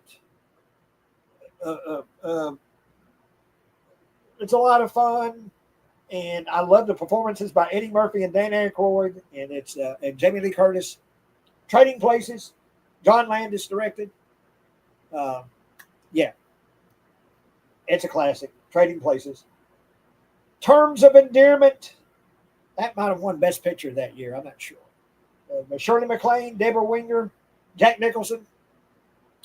James L. Brooks directed.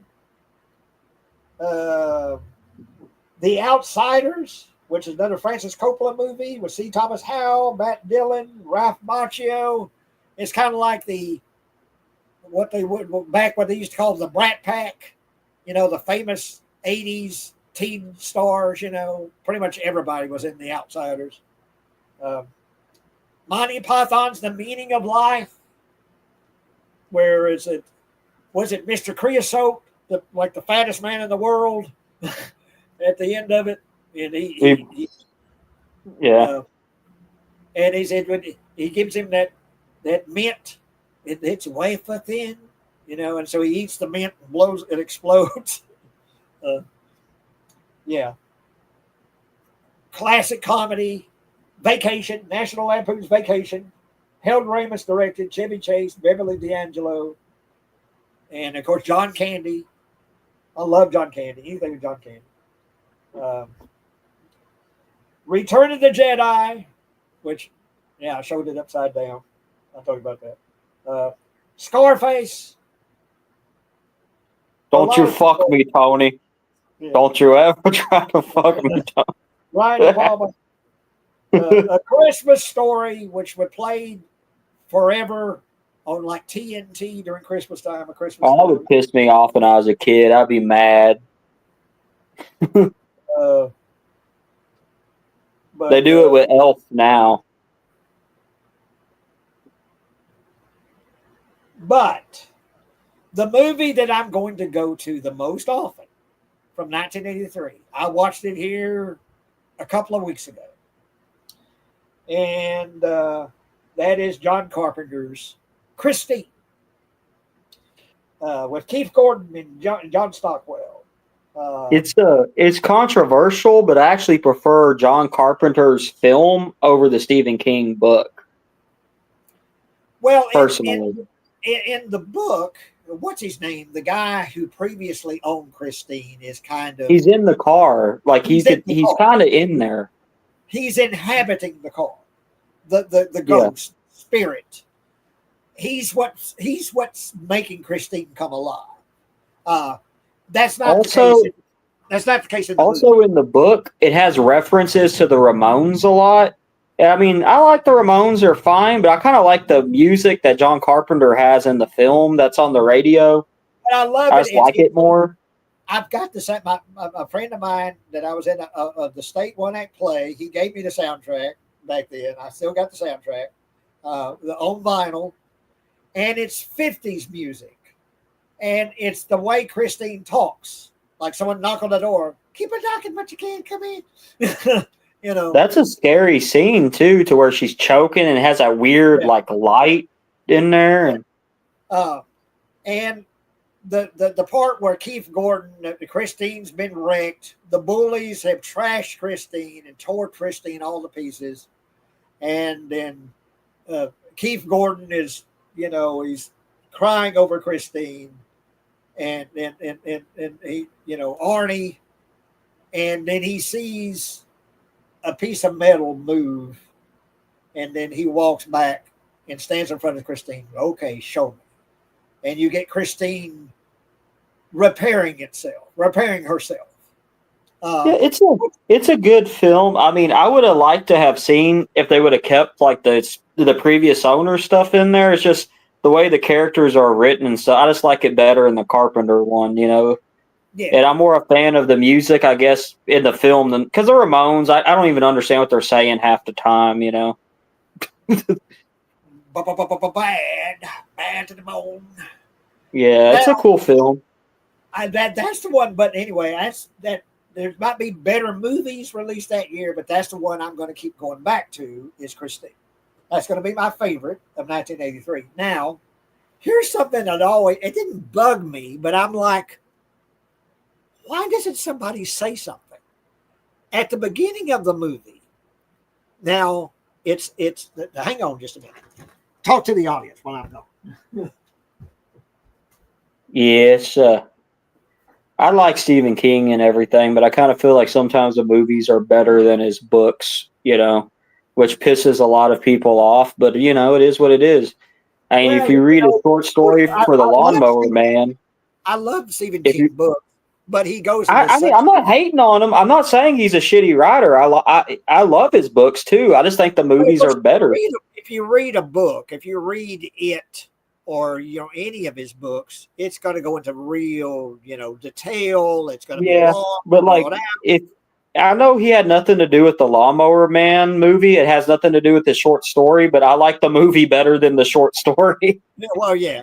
But anyway, But Night but on yeah, Leave is it my favorite movie of 1983? It's my favorite movie car. So here we go. oh yeah, that's cool. It's a cool car. It's classic.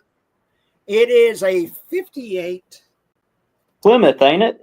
Plymouth Fury. It's a 1958 Plymouth Fury. And it's a beautiful red too. But the Plymouth Fury was only available in white. Now, if you watch the movie, at the very beginning of the movie, you see the car going down the assembly line. The cars, every single one of them are white, except for Christine, is red, and no one is going, "What the fuck?" You think someone would say, "What the fuck?" Because they painted it red for Satan. I don't know. Who made the red car?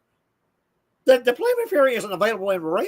What the fuck? But they're just working on it. The guy gets the hood comes down on the guy's hand. But no one is saying anything about the fact that there's a red Plymouth Fury coming down the assembly line, and all the others are white except for Christine. And that's the only thing. It kind of bugs me, but because and the quality control worker puffing on his big fat stogie, getting ashes everywhere in there. Yeah. Like he just doesn't give a shit. He just hops in that car. I'm gonna smoke this bitch up. But you think somebody would say, who painted it red? Where did the red car come from? But no one says anything, because the Plymouth Fury was only available in white. And all of the cars are white except for Christine. But no one says anything about it. So I don't know why that bugs me, but it's just like, well, it's coming down the assembly line. It's red. I love it. I love the color. Maybe it was an artistic choice because maybe John Carpenter just wanted it to be white car, red, kind of stick out. No, I love it. I love the look of it. But you think, someone would say, well, where did the red one come from? Yeah. But anyway, that's my favorite of 83, Christine. What are you up to? I'm on 2014, and it's another mockumentary called The Taking of Deborah Logan. And it's about they're following this lady who has Alzheimer's, and it's like you're trying to figure out, is she possessed or does she have Alzheimer's? Because there's another cult that's involved, and it's a really good film, and it's a scary film too. Because I don't know if you ever seen anybody with Alzheimer's or dementia, but they can be kind of scary to be around. My mother's sister, Aunt Dorothy, she had it. It was terrible watching her go because she was one of my favorite aunts. And just watching her slowly lose her, mind where she didn't know anyone, didn't even know her own daughter, didn't know me, but go ahead. But it's a good film, and it's like, like you said, is she possessed or is she just, because the lady in the documentary is like, well, people with Alzheimer's can be violent, too. It's not something that's unusual, but the more you get little clues as to what's going on as the film goes, the ending gets a little ridiculous. They kind of take the supernatural stuff a little too far, but I enjoy the film for the most part. I just wish they would have kind of toned it, leave it more kind of like you don't know. If I would have been happier, but she ends up kidnapping a little girl, and the police have to go chase her down. So there's body cam footage too, and it's a fun little found footage mockumentary type film. And what's the title again? The Taking of Deborah Logan. I've heard of it. I've not seen it, but that's a good fun. It's one of those movies to where it flies by when you watch it. That's how I know a movie's good. If I'm watching it, I'm like, damn, and it's already over. It's good. Yeah. I'm not kind of going like this. And what year is that again? 2014. 2014. The Taking of Deborah Logan. And the lady who played Deborah Logan did a really good job of playing that character, and the makeup is really good as the film goes. But it kind of reminds me of even movies like The Exorcism of Emily Rose. I think it would be better if you don't know, leave it up to the audience if she's really possessed or not, But that's just me. Well, I think, and we're going to go on a little longer here, but I think I'm going to stop with the movies because my number one, I'm going to go on about not like I did The Exorcist, but this one that I want to talk at length about, longer than what would be allowed here. We got 10 minutes left. I try to do 2 hours here, so I'm going to stop at 1984. And that's where we'll start with me for the next one, 1984. But no, definitely there's some here that I need to make note of that you've brought up. Several of them I've never seen. I've never seen that Taking of Deborah Logan. Yeah, it's a good film. And the thing I like about it is everyone does these found footage things where someone has the camera and they're moving around, but this is like they're making a documentary for educational purposes about how to treat someone with this disease. So the camera ain't doing this, it's kind of it's shot well. Because I love the Blair Witch Project. I rewatched it, but damn, it kind of made you kind of okay, my eyes feel weird because it's yeah. But it's a good film, And I used to be a janitor at the rest home, and they did a good job at making her look kind of deteriorated, Well, yeah, that's something that Kathy, she said that I'm not on Facebook, but said she friended you on Facebook, and that your bio or whatever said that you worked at a rest home. I'm at a warehouse now, but I used to be a janitor at the rest home, and you would see people, they would deteriorate over time from Alzheimer's or whatever. And the actress, it must have been, I don't know if they asked her to lose weight or it's how they did the makeup or what, but it's a really impressive makeup too.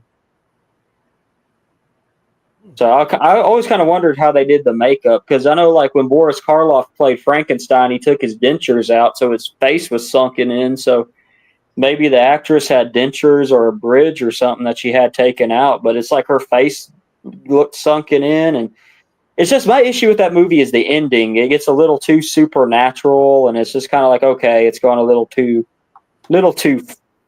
far.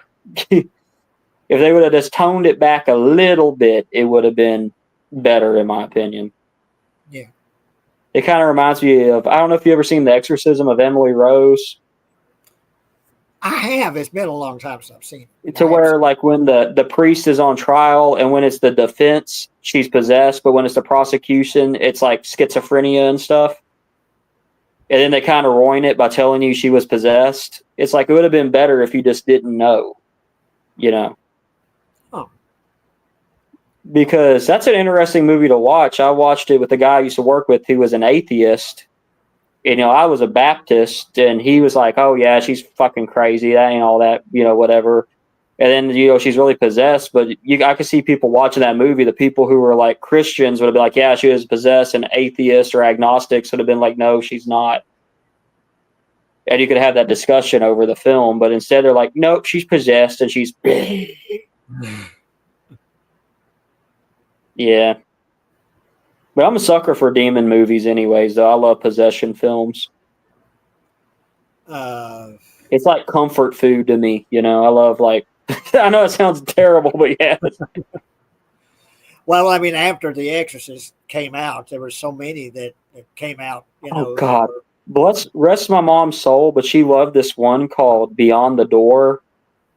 And it's a movie, to me, it's so bad it's good. I think it's laughably bad, but she legitimately loved that movie. And I'm like, really? Beyond the Door? What am I thinking? There's a damn porn movie called that, isn't there?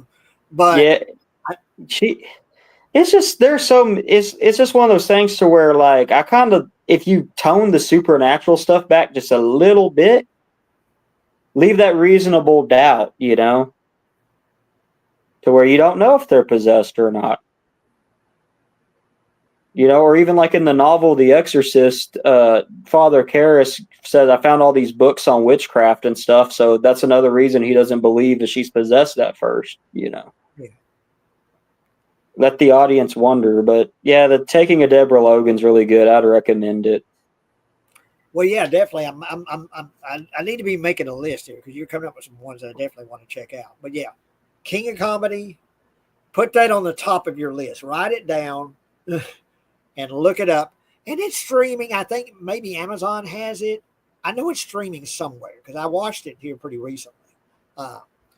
But watch it, and after you finish, I'll be surprised if you don't tell me that's one of the best movies you've ever seen. Yeah, I'm going to check it out. I still need to watch that one you told me called Get Away with the guy from... It's fun. Yeah, Getaway's fun. That's on Shudder. And that's a fun movie, yeah. But King of Comedy is a classic, absolute classic. One of the best performances by Robert De Niro in anything. Of course, he's a great actor. There's so many movies he's great in. But King of Comedy might be my favorite performance by him. I just thought of something funny because I told you I watched that movie with the Exorcism of Emily Rose with an atheist. I have a friend of mine who's an atheist, and I chilled with him when we watched the director's cut of The Exorcist. And he's like, I don't believe in that shit. It ain't scary. But when she did the spider walk down the stairs, he screamed. I thought you said you didn't believe in that shit, Tyler. Why are you scared? Shut up.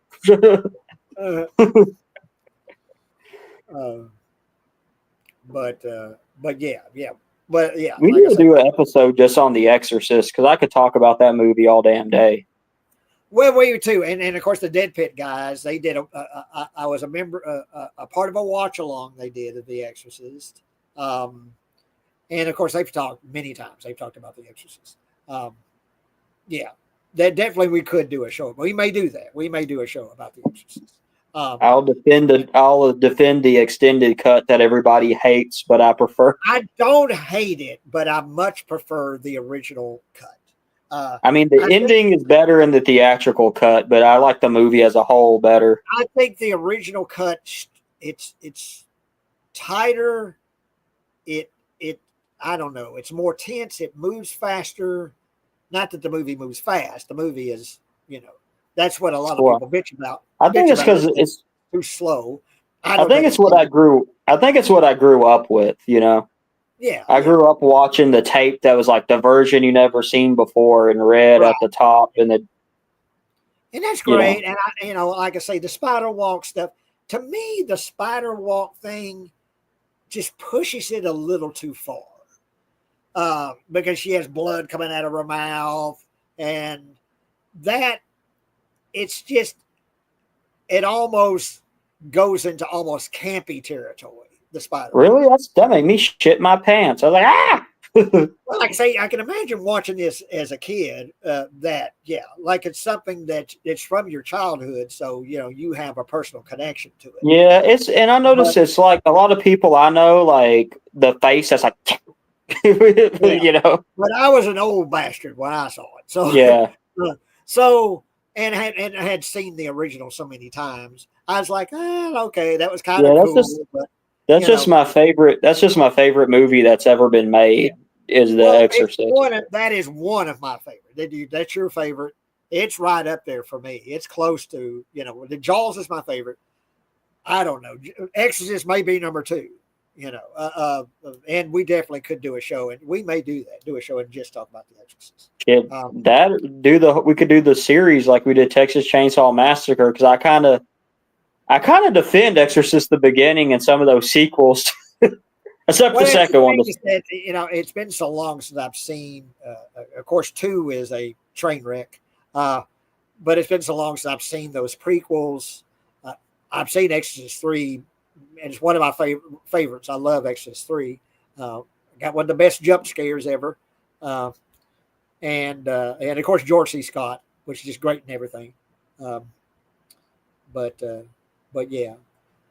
But okay, guys, we're going to kind of wind down here. Please, thank you everyone that tuned in tonight and commented. Thomas, who we got? Thomas Akers, And I know there was somebody else that commented. Oh, Sean. Yeah. Thank you guys. Please hit that thumbs up. And what's the name of the kitty cat again? This one is Twinkie. Twinkie. Because Twinkie's got a belly on. Yep, she's a big old fat one. Yeah. The vet said she has to eat Hillshire or Hill Farm diet or some kind of special cat food to lose weight. Oh, poor She's Twinkie. obese. She's morbidly obese. But she's happy. So that's the main thing. Yeah, she's happy, but when they took her out the little, what's it called, the little pet carrier, you know how they slide her out?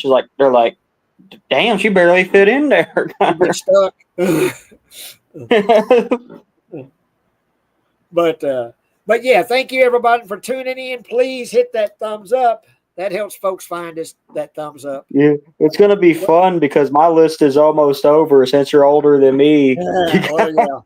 I'm just up to 84, and we're gonna go. I'm gonna get up to 2024. Yeah, that's what because 2025 ain't over yet, so I didn't do that one. But yeah, and you just hang in there. But we're gonna end the live, but you're gonna stick with me here, Brandon. But yeah, thank you guys for watching. Please go and check out what the watch along I did with Ray for Dawn. If you haven't seen Dawn, I appreciate you checking it out. Got 1,000 views, which is really cool, and folks seem to be watching that and hopefully enjoying that. This movie I made 22 damn years ago. It was a good movie. I was impressed with it. You did pretty good in there as an actor. I don't like me in it, but I think Ray and Casey are really good. And yeah, and old Tom Bozeman as the sheriff, he was a lot of fun. But okay, guys, thank you for tuning in, and please continue to do so. And y'all have a good night.